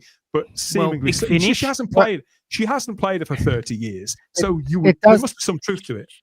Yeah, but Dan, it does make sense, because you remember in the old days when you used to work for a big company and you were creative. Say you were working for some graphics company and you would create a house or something like that. Under the banner of that company, anything you create within that company, they would own. That was always the thing, especially when I worked. Makes perfect sense. So that makes sense to me that that company owns Daphne. Makes complete sense to me. And the same thing with Disney as well. Thank God Disney has Ncuti. They can keep him, for God's sakes. You know what I mean? I've worked extensively in publishing, and I know you have as well, Gary. And this is pretty standard. When I look at it objectively, it's just when you're that close to Doctor Who and you can't see it, you think, of course it wouldn't. Sorry, what were you going to say? I know. I'm curious. Does this affect at all the CBeebies show? I haven't got any. So they couldn't use information about that. They couldn't use the 14th and 15th Doctors, right, for any pitch to CBeebies, right, because that's they're walled off now. I have no idea. I mean, as I understand it, that production is literally completely different. I mean, for all I know, somebody affiliated with Disney, for example, the Bluey producers, they may have pitched for it. For all I know, I have not heard a single whisper from anywhere, literally anywhere, about that show yet. So, and this is going to be a weird question, but it popped into my mind, and we all have weird questions. So, if Disney owns the IP to the 14th Doctor now, how does that mean that any reruns of Jodie's finale have to chop off where she regenerates into him if they own the IP of that character? I don't think. Do you know what I mean? I don't think that's the case. I think that they can allow that because that was the branch between them both. So that they probably would allow that, definitely. Because that episode was produced in house, I don't think it would. Exactly. Yeah, I think Ian's right. Exactly. It wouldn't. And here's another question, Dan. I know they come out a lot less regular than they used to, but I think later on, like early next year, Titan is still publishing occasional 15th Doctor comics. Does that stop too? Because now Disney, does that mean they have to negotiate the IP with Disney? That's interesting. Okay. I have no idea how that works. Well, because I do. that Well, would be having said interesting that, too. Titan had you know Titan Comics, Matt. You know, it's a British publisher. They had an initial deal to make Doctor Who comics. Well, I know that was extended a few years ago, but it is up for renewal soon. So I think that would have probably had particular criteria with BBC licensing that would be, for example, their option, their license is completely different to the license that Panini has to run their comic strip within Doctor Who magazine, X amount of pages. You know, so it's like the whole thing. It's like the issue of Carriage, where something offering something for download, for example, to download and keep, is a different prospect to offering something up to stream, where somebody could potentially stream a film and watch it every day of the week if they want to do. Like Charlotte watching Wicked 3 or 4 times a week, don't you? So a week, a day. No, but I tell you what, she needs help. It's my happy place. She needs God. She needs. But no, it's crazy then that we could be in a situation, if your information's right, that a whole incarnation that was on screen that had like the official Doctor Ncuti Gatwa, all of that potentially is basically a no-go zone. He's like a dead end Doctor.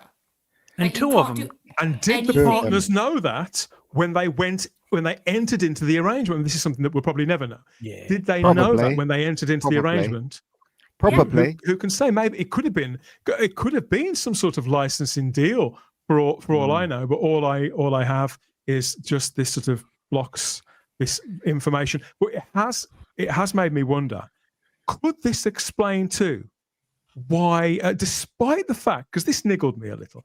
Despite the fact there were 2 incarnations of the Rani in the season 2 finale, could this explain why Anita Dobson's character retained the name Mrs. Flood throughout the finale, as the rights for Mrs. Flood could be Disney owned, whereas the rights for the Rani would be still with the estate of Pip and Jane Baker. Again, this is just me. I think you're absolutely right, Dan. I think you're absolutely right, because obviously they couldn't just have her as the Rani, because then it'd be a conflict. So they had to do this stupid split in 2 crap. So Mrs. Flood belongs to Disney, and the Rani still belongs to the BBC. That makes sense to me. Totally. And the thing is, we're never going to know these. Be a bad thing. Sorry. No. Go on. Sorry. What were you going to say? I was going to say, like, the Rani's a good example, because for years and years, the fans had no idea about the copyright situation with that character. During the new run, it was like this. It was always brought up. Oh, what if they're the Rani? Why haven't you done the Rani? And the rights was sort of this issue that we didn't know exactly where they were and what they could do with them. So it does. This show has had a history of actually copyright and who owns what and all of these things, sort of creating these massive issues that we're just, as fans, we don't know the full story. And that's the vibe I'm getting. We're never going to know the full story with all this. Don't really want to know, tell you the truth. Well, but the thing is, though, like, I know onto the show. I know that that Pip and Jane Baker owned the rights to the Rani, and it was very much like it's a very different thing too with the Daleks, So, because that was co-owned, but I don't think that the Rani was. So I think they had to wait for them to pass away. Do you know, Matt? I never hear any information about the Daleks ever. Nobody's. I've not got any information concerning maybe that's the Daleks. The reason why the Daleks never appeared, Dan, in this series. Really, like maybe that was it was like, oh no, we can't put them in Disney because therefore they'll become part of. So hold on. So is the Cybermen, which is Kit Pedler and is Ncuti the only Doctor that never took the Daleks on? Yes. Is he the only? There, great. McGann, It's getting better and better. Oh, no. Oh, McGann McGann. didn't either. Well, Yeah. in the beginning, just a little bit. In the beginning, exterminate just a tiny bit. At least it's there. You know what I mean? So yeah. basically, they're going to take the whole RTD2 era, box it up like the Ark of the Covenant, and put it in a warehouse somewhere, never to be found. Basically, Yes, that's Maybe. what they should do with it, and It's- put yeah, him it in the goes box to as say, like well. what they are doing with it. Obviously, things can change, can't they? If you've just come to this live stream here, this special Type 40 live report, we have been speaking about the imminent expected announcement of the departure again of showrunner Russell T Davies. If Doctor Who does go back into production, how and where and who could pick it up? That's so far in the distance now. It's should, almost certainly going to be at the discretion of whoever the person is BBC, that innit? does take the reins. Even if that person is the person that we've been hearing for a long time, it might be them, it might be somebody else. The passage of time here could be quite a long time.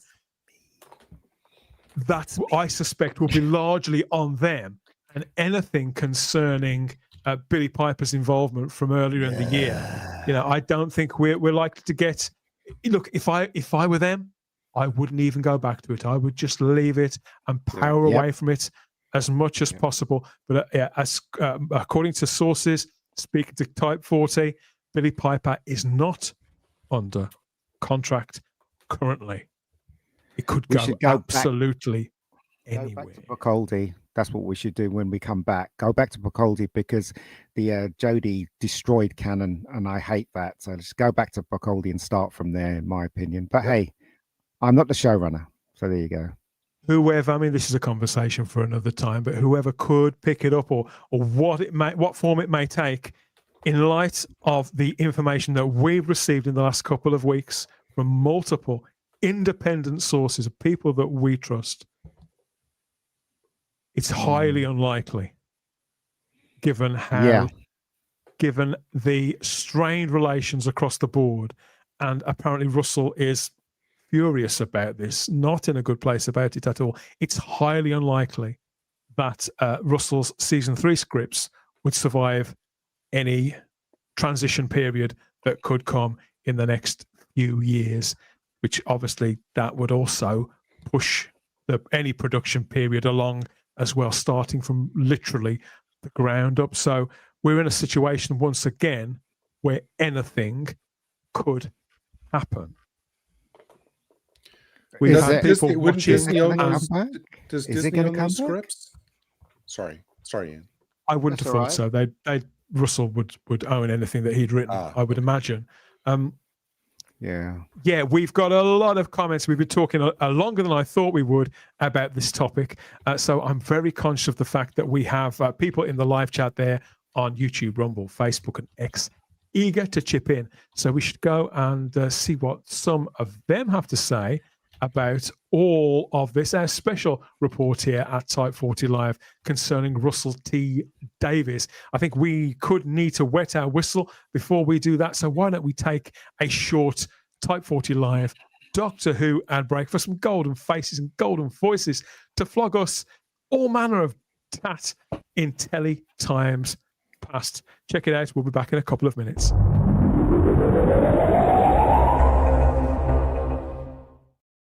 Introducing new recipe Pedigree Chum Complete. Supreme nourishment in a dry dog food to keep your dog in the peak of condition. And now it's even meatier and comes in original beef and tripe and lamb and vegetables. Supreme nourishment with a great meaty taste. Pedigree Chum Complete. Relive the Doctor's adventures in time and space with the ultimate action figure and MP3 CD collection. Collect and build your own Pandorica CD cube case. Each 5-inch action figure includes an audio CD and a piece of the Pandorica, with 3 classic Doctor Who stories to hear. The Doctor Who Pandorica collection. From character. Hello! They've made me Hornby size again to show you how Hornby accessories can really make your layout come to life. What was that? Anyway, Hornby make more accessories than anyone, and lots of them you can work by hand. Let's pull in here. Here we are then. Now, let's have a look at this signal box. You see? Ah, it's him again! You just wait till I'm full size. You only get them a train set once, so make it Hornby. Is he still there? Yeah, look, Ansar. We's infamous. We's on the cover of the TV Times. It's the Titumen special issue, with lots of news and articles all about their programs, you see, including us, Ansar. They're not into that, but they're giving us away. 500 to me and 500 to you, in a free competition. Talking to yourself again, Wurzel? Yes, meet them both in this week's TV Times, with full details of the week ahead on ITV. Well, have your bums whistled.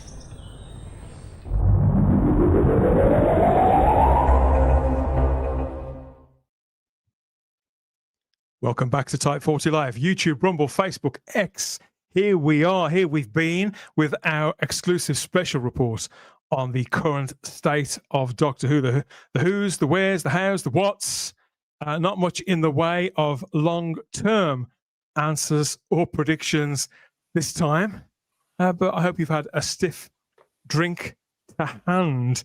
The BBC have every intention of continuing this somehow, somewhere, with someone. But in light of the information that's come our way from trusted, independent sources, I don't think any of us should be holding our breath anytime soon. Have you had enough time to take it in now, everybody? We've reached that part of the show. Is everybody rested and watered and ready to hear what they've got to say? Them.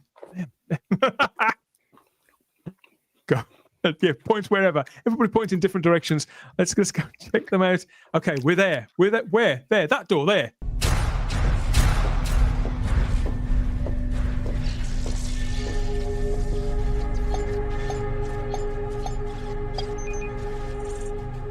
Oh, hello there.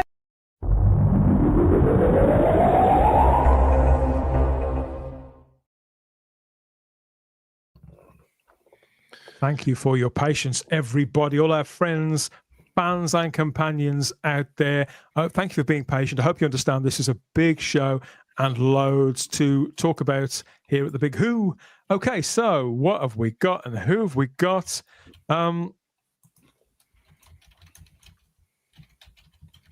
Okay. Bill Silver. What a great name. Bill Silver says in 2005, the BBC reined Russell T Davies in. When he returned, he was unleashed. Charlotte, I think was he? I think he was sort of unleashed. He unleashed quite a lot. Like remember the turd with the face from the finale? That was good, wasn't it? Yeah, just all his ideas that were just like nobody's told you no, Russell, have they? Yeah. To be honest, I don't think it was unleashed. I think he relieved himself. Oh yeah. We've all had one of those that's hard to shift, haven't we? It needs an extra sort of bit of welly with the brush or whatever. Domgo is not a fan of Russell T Davies, and I don't think he ever has been. Russell T Davies was never a Doctor Who writer. He just got lucky in 2005, and he was found out in 2023. Fair dues. Come on.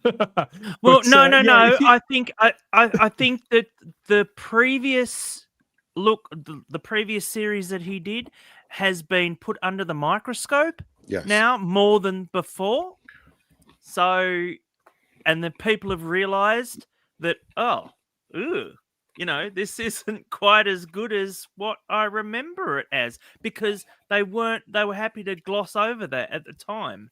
But because they've seen it so full on in this last series, they can go back now and see where it all began and where it was permeating in certain episodes. It's funny you should say that, Matt, because I'm watching that. Those series, those episodes at the moment, and I am still really enjoying them. I'm blessed with an ability to be able to compartmentalize all this stuff. But there are little things I've noticed here and there. It's like, oh, okay, I can see where that excess kind of would manifest eventually. Stephen Braddock is here in the live chat, and he says, Gary, I was expecting bad news, but it's all good news. Yes, when you first announced that, I mean, I don't know about the rest of you, I did kind of hear the celestial choir singing in my headphones. I like it. I like it. Hi, says Garbage in the live chat. Working backwards here, seeing lots of familiar faces and lots of new people. Lots of new people too. Funky's in the live chat. So is Sentai Ranger, Donny, Philip Roy is in the live chat too. The only Doctor Who we want to see in the next couple of years, I think. I can't wait to see Phil's Doctor Who. Yes. Was it the Scorpion thing? Oh man, I can't wait. I can't wait. Yeah, never mind the turd. Let's have the Scorpion. Let's have at it. Exactly. Matthew Pounder holds them all responsible, kicking ass and taking names. Matrix Lord 212 says if season 3 scripts saw the light of day, they were structured on Ncuti Gatwa. Yes, they were. They were written deliberately for that incarnation. You're quite right. That was meant to be the continuation of what we'd had up to now. Philip Roy says no, because Russell T Davies scripts would be shite. Yes.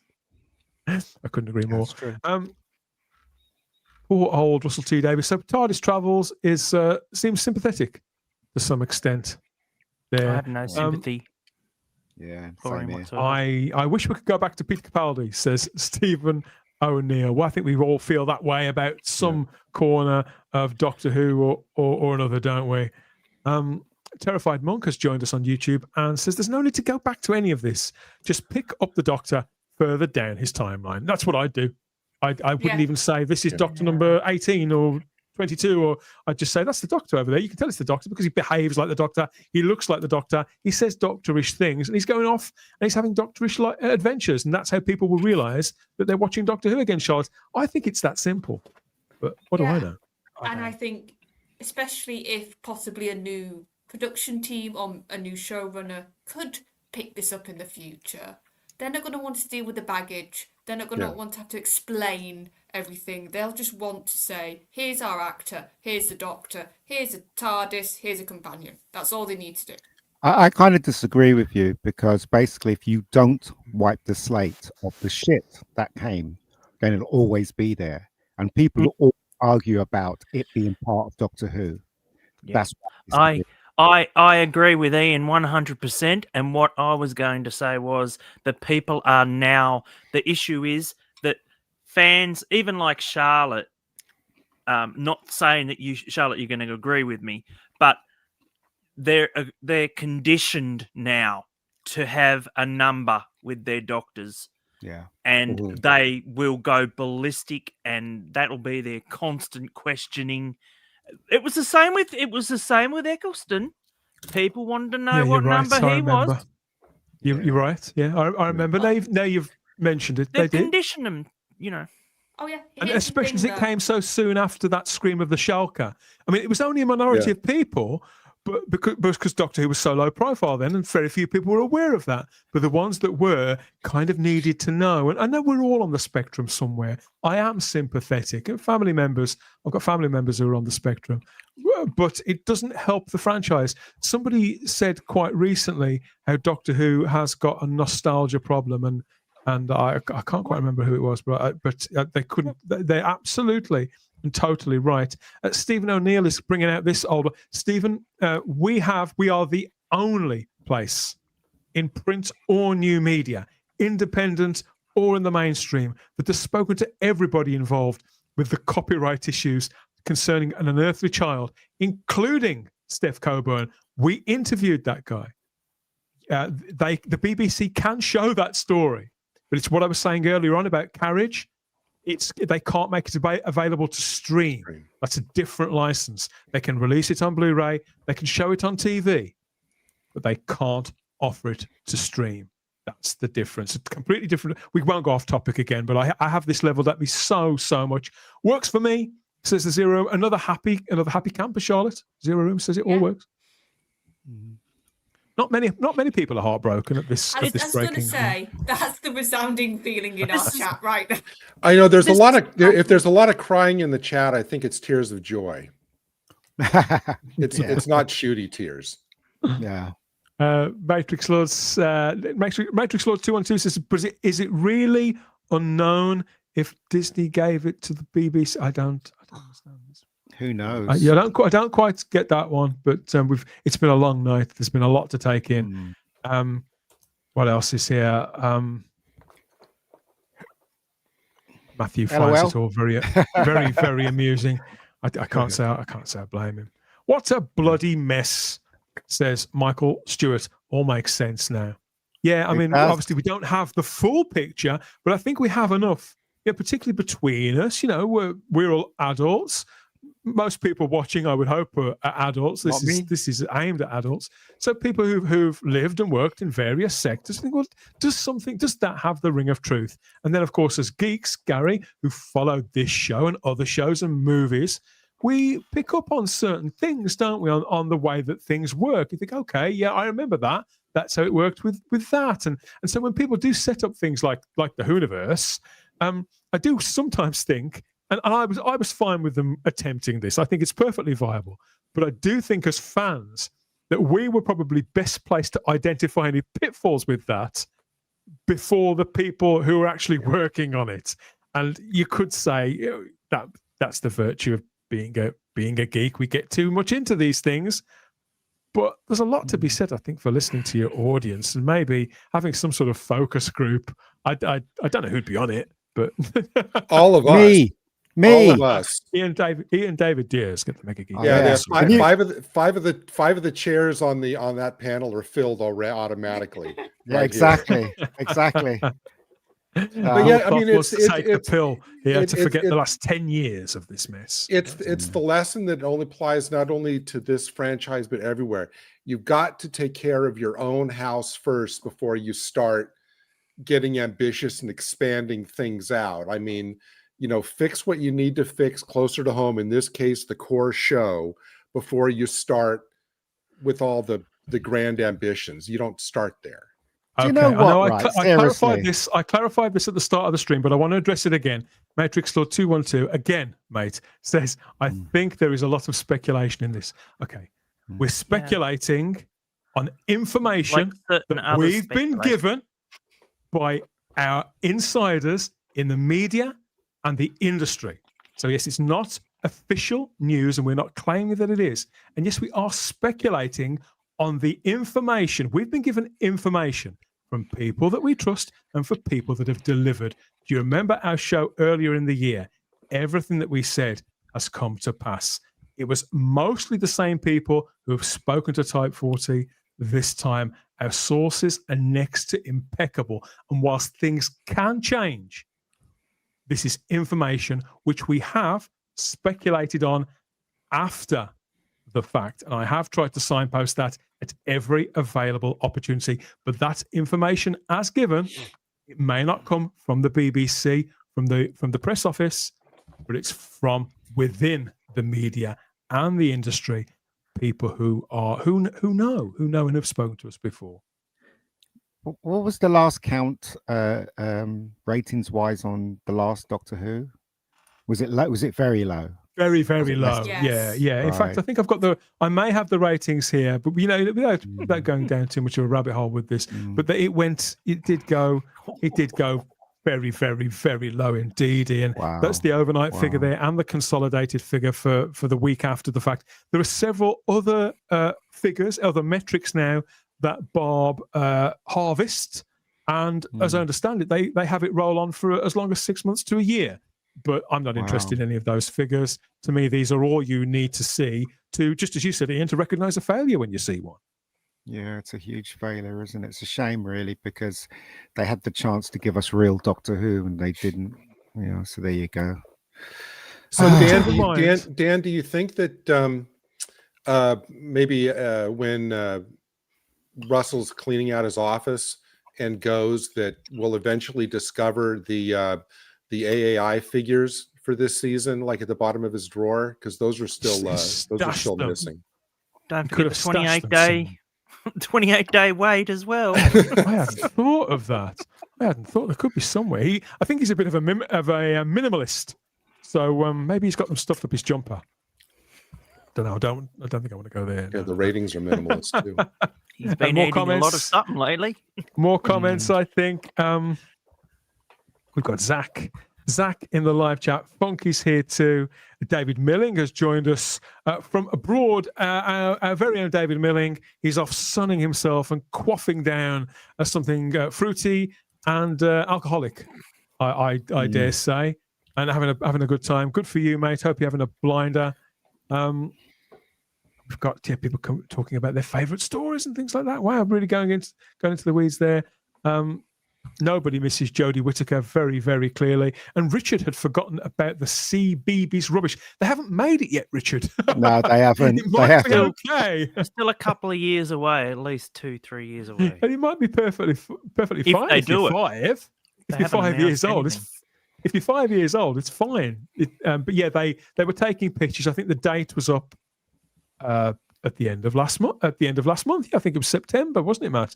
So maybe we might hear Oh no, it was something. before then, way before early next September. year. It was like August. Was it? It was like mid-August. I think that was a cut-off. They only gave like a couple of weeks.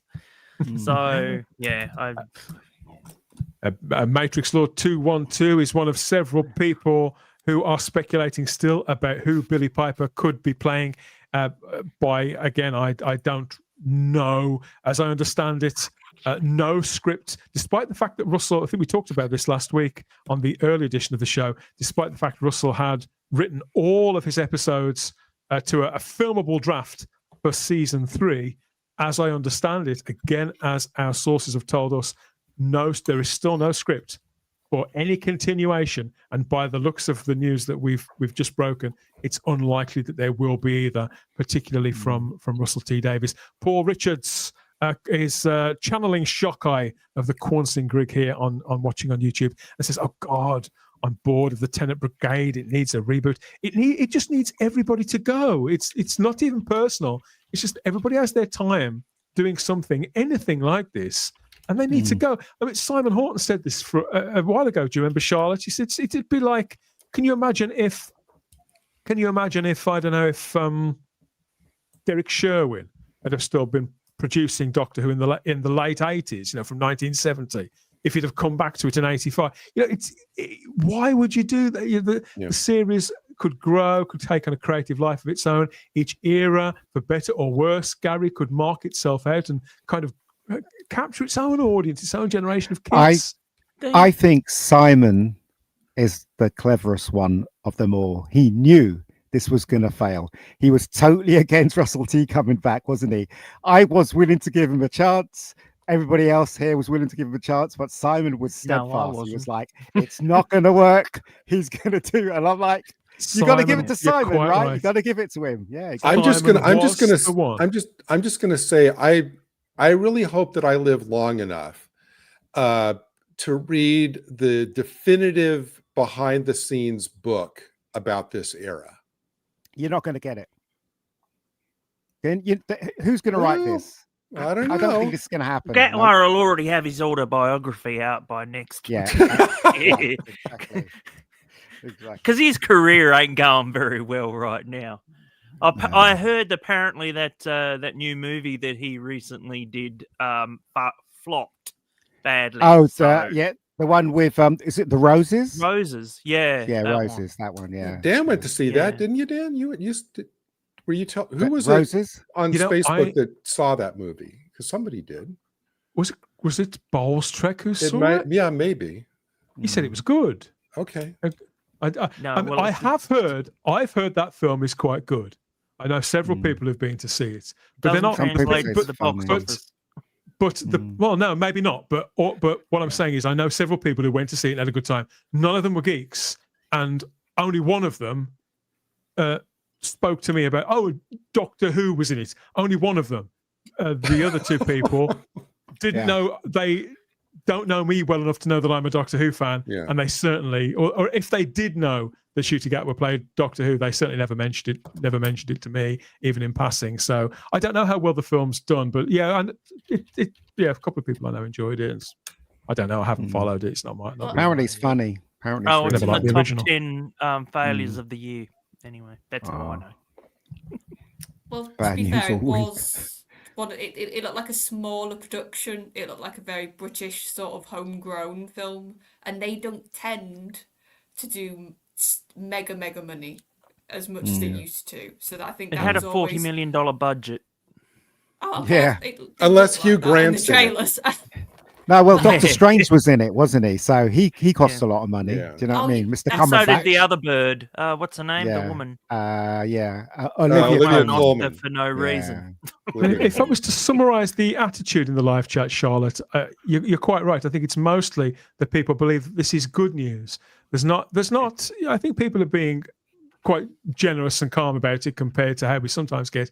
But there's a lot of demand for some sort of hard reboot to all of this if it is ever to come back. And although that is sad to read, I can see why people feel that way. I'm not really sure how I feel about it. It seems so far into the future now. I refuse to lose any sleep over any of it. But here on Type 40 Live, we'll endeavour to bring you as much hard information as we can possibly get as soon as we can get it, and leave it with you to decide what it is that you could want. I mean, what's your final thought on this, Charlotte, for the time being at least? I think if this news would have come out a couple of weeks after season 2 aired, that finale, we'd probably all be a lot more emotional, maybe angry, maybe a bit irate, because we were still coming off that episode and what that episode did and how much damage it did. But now we've had that sort of period to sort of simmer and think and process a lot of that stuff with Russell and Ncuti, and how, like you said, in the span, it felt like pretty much the first series going out, a lot of hope had gone, a lot of excitement had gone, and it was pretty much people who were sort of die-hard fans left that were still watching. It didn't catch the general audience at all. Ncuti didn't make himself this big name. So it was sort of just put out that second season almost like, oh, we've got it, we might as well put it out. It had that feeling off the BBC, definitely, to me.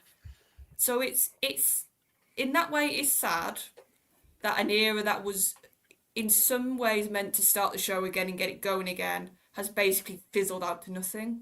And we're just sort of left now with this silence and this Thank God. This hiatus. And I just hope that whenever it comes back, whatever form it comes back, that the lessons are learnt, but that's a really big hope right now. I'll happily say that. And it's this idea of how much did the BBC want to actually swallow a bit of pride and a bit of ego and actually make the right decisions? We will see. So that's sort of my ending thoughts. Thank you, Charlotte. And that I do need to go. Ian's got a suggestion. Charlotte's got to go to bed. This is how you know that this is a job well done. Good night, Charlotte. Nice thing. Thank you. Thanks for coming on. Great to see you. So to recap, everybody, Type 40 has been told by multiple independent, reliable sources Russell T. Davies is indeed set to depart that showrunner role following the collapse of the original deal with Disney Plus, and compounded by their treatment of his spin-off series, which he is immensely proud of, The War Between the Land and the Sea, that hasn't even been screened yet. More news and more speculation, of course, when we hear it. Let us know more of your thoughts there in the comments section on YouTube and Rumble, and get in touch with us wherever you find us, wherever you can see us. Are you shocked? Are you as excited, let's say, or are you as balanced about this as our live chat seemed to be here on the show as we live stream this tonight? There's a certain degree of anger that's unmistakable. Lots of great one-liners, as always. But for the most part, I think people are more than willing, more than happy to turn the page, even if there is another blank one waiting for us all, sadly, on the other side. Now, I suggest you start watching Type 40, because I can't. I've got to watch this little blighter. The job for... I'll have less of that from you, thank you very much. Know your place. Know your place. Look, if I have to run up a flight of stairs, you come and find me. I'll be in the lift. That's going to the bottom of the floor, then. Keep Perfect. watching Type 40. There's good chaps.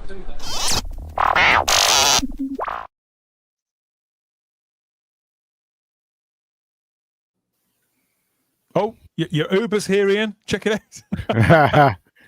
Seriously. You know, I was just thinking that it's Ian. Ian's the one who gave us the definitive motto for this era, which is "Good luck, everybody," which kind of took a life on its own. You know, that became the definitive motto for this era. And my kind of motto for everything I've heard today would be "and stay out." Yeah, definitely. Don't let the door hit you in the arse when you're going. Does everybody does the good look, holistic good look, everybody? Does that include Russell T. Davies? Look, I mean, you know, I don't wish that man ill health at all. I think I think it was really a cruel thing he did to Doctor Who. It really was. Let's face it. It was very cruel. And he destroyed Doctor Who. Yeah, he destroyed. There's no ifs or buts about it. He literally destroyed Doctor Who from the inside out, basically. And I can't forgive him for that. And I'm glad if he's going to say he's stepping down, doesn't mean a thing to me. But I'm glad he's leaving Doctor Who. When Doctor Who comes back, I'm hoping it's going to go back to formula and not back to this crap that Jodie and the Disney version had. I'm just hoping, that's all. But I don't know when that's going to happen. It might happen in 10 years, might happen in 5. Who knows? Who knows? There's quite a tarnish on the show. We've spoken quite a lot, haven't we, Matt? You know, and Simon, I think we've established that Simon is the one with the Type 40 live brain. But Simon has been saying for several years, Ian, that what Doctor Who really needs is a good 5 years plus off screen. I mean, what are your thoughts on that in closing? Well, I think Simon, right, is so upset with Doctor Who. He formed his own band and he's singing, isn't he?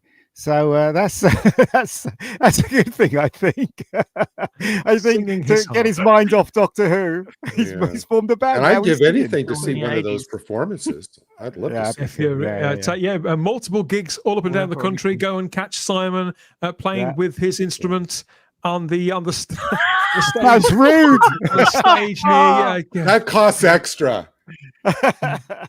Yes, he hasn't been hanging out with Shooty, that's for sure. Get me out of that one, Billy. Okay, so you can, as always, reach out to us through our social media. Come and say hello if you like. Instagram and X at Type 40 Doctor Who. As always, come and join us in the Type 40 Facebook group too. Let us know what you think of everything that we've had to say on this special edition of Type 40 Live, our Doctor Who report, as we're kicking off October 2025. Just a few months left of the year. What a place we're in compared to just less than 2 years ago. Let us know your thoughts about all of that. What's the journey, the emotional journey that you've been on, and who do you hold to blame? Give us a top 5 of the suspects that you have to blame for all of this mess, all of that, and all the rest of it over in the Type 40 Facebook group. Go and get stuck in, and you can drop us a message too there on SpeakPipe. Be part of Type 40 the podcast or the live stream by dropping us any question, a prediction maybe that you might have about all of this, requests, any feedback at all. Get it into us there at SpeakPipe, and we'll play it on one of the shows by all means. We cover all things Doctor Who here. Of course we do, for better or for worse, from the 60s to the present day, the wilderness years, even if it affects us, if it's made our childhoods or second childhoods, Gary, then it's fair game to us here at Type 40 Live. That is how it works. But sometimes we do have to look at what's going on. See, these big stories, the things that people really want to hear and want to get their teeth stuck into. I think it's part of what this show does best. And I'm really pleased that I've been able to share it all with you this time. I mean, you are the best with when it comes to these it's not me. I mean, with the spelling out exactly what this means and what the impact of it all is. I mean, that's your forte. And I mean, on the one hand, there is celebration because the possibility is a little bit greater now that he won't be able to taint the brand anymore. But as Ian has eloquently said, I mean, there's anger and sadness at the kind of devastation left behind. So also, I'd just like to say to the people out there, it does help the channel if you comment and like it, because YouTube has changed their algorithm thing. Yes. So if you can comment, even if you just say, I hate Doctor Who, or I don't like it, or, the comments help. Yes. I hate the bloke in the top left-hand corner with the spiky hair. Any of that's fine by me. Any of that's fine, yeah. So please just comment and like Type 40. There you go. Thank you. Good or bad comments, because we don't constructive criticism. Anything is absolutely fine. I mean, we are a just free don't be speaking, insulting people, thinking some show. people do. Sorry, what are you saying, Dan? Sorry, Dan. I was just listening. I'm reminding people this is the free speaking, big thinking Doctor Who show, and that goes both ways. We are a community here, and we like to think we bring you the best possible content that we can in whatever shape or form. The brand of conversation remains the same, offered with the best of intentions.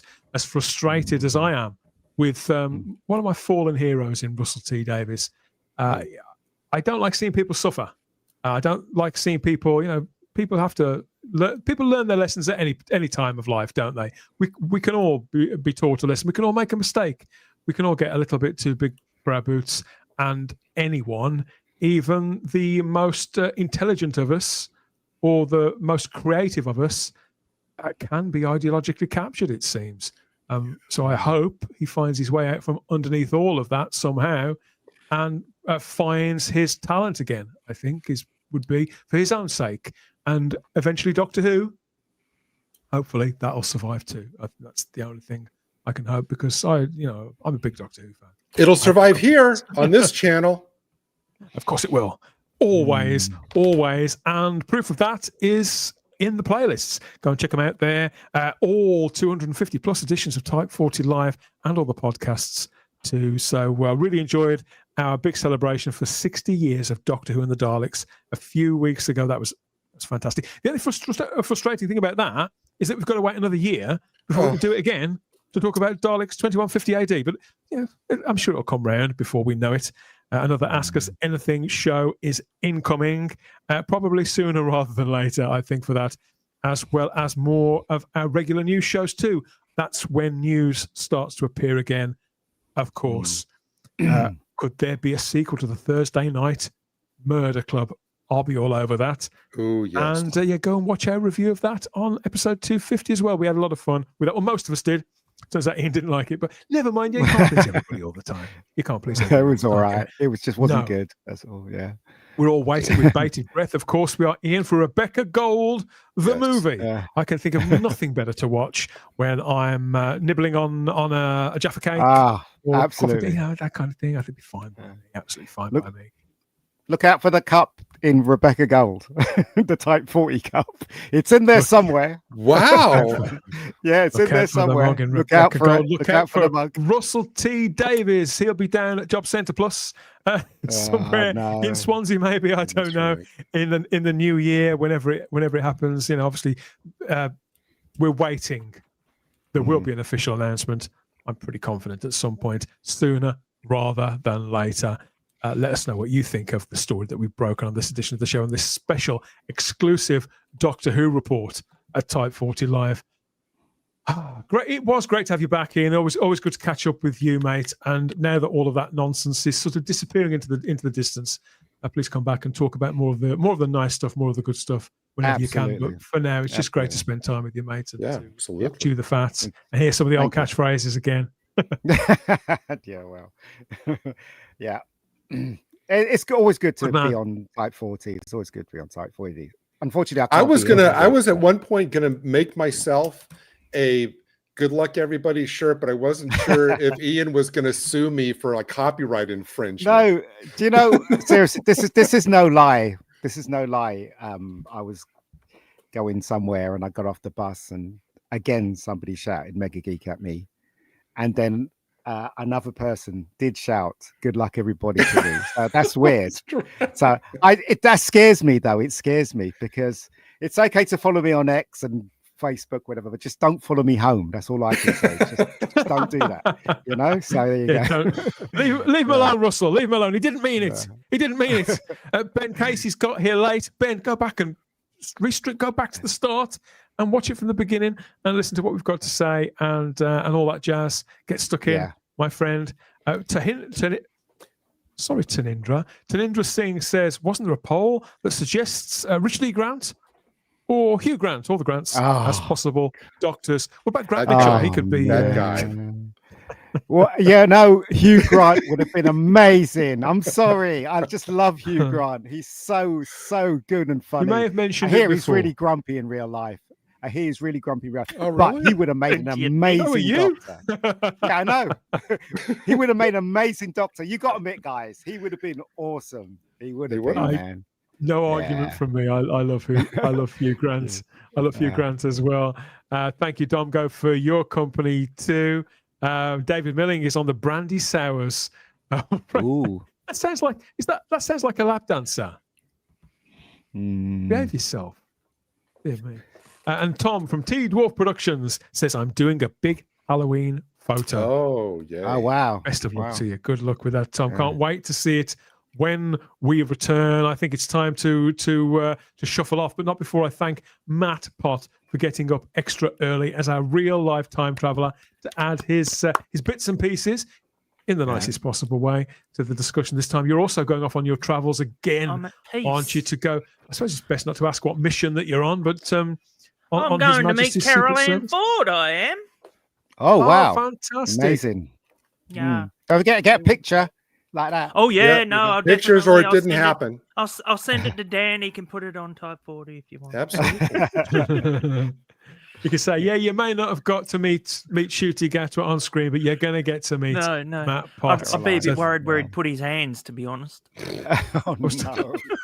We're talking about her. I think something you could say to her. Oh, well, she is 85, Dan. Yeah. I remember when she's young, so yeah, there you go. I talked to Carol Ann Ford for about 20 seconds last year, and I was hypnotized by her presence. I don't think I could have spoken anymore, even if I'd have had longer with her. Yeah, yeah, she's magical. I'm going to put my hands in my pockets. That's for sure. Amazing. As I said, right? Look at us.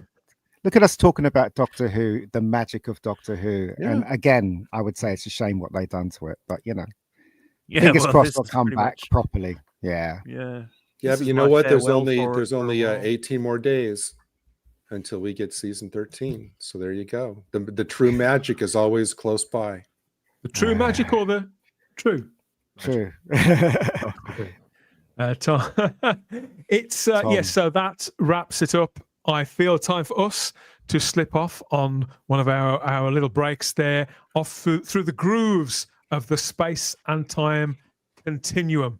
There's not much going on in Doctor Who, but there's always plenty to talk about here at Type 40 Live, and we've got lots planned to take us through the rest of the year. Gary, if you hold tight, to both the railings, those cheapo railings, and you better put the other hand on your cap as well, because that could obviously go flying off in the same way. Yeah, I don't trust Shooty driving this version, so I'd have to hold on. Definitely. Very wise. When we come back, there'll be more of the hottest of takes, rants and raves. All opinions are welcome. Make sure that you click the like or dislike, whatever. Click the like and subscribe. Check you're still subscribed, because YouTube are tinkers like that. Yes, you heard me right. Tinkers. And smash that cloister bell to get all the notifications about when we're back, what we're going to be on about. But for now, that is it. We always have the time if you have the space here at Type 40 Live. Let us know what you think of all of that. Quite a show, quite a report. Enough to take in for a little while now. So enjoy your weekend. Bye-bye. Bye-bye. Ta-da. Bye-bye. Bye-bye.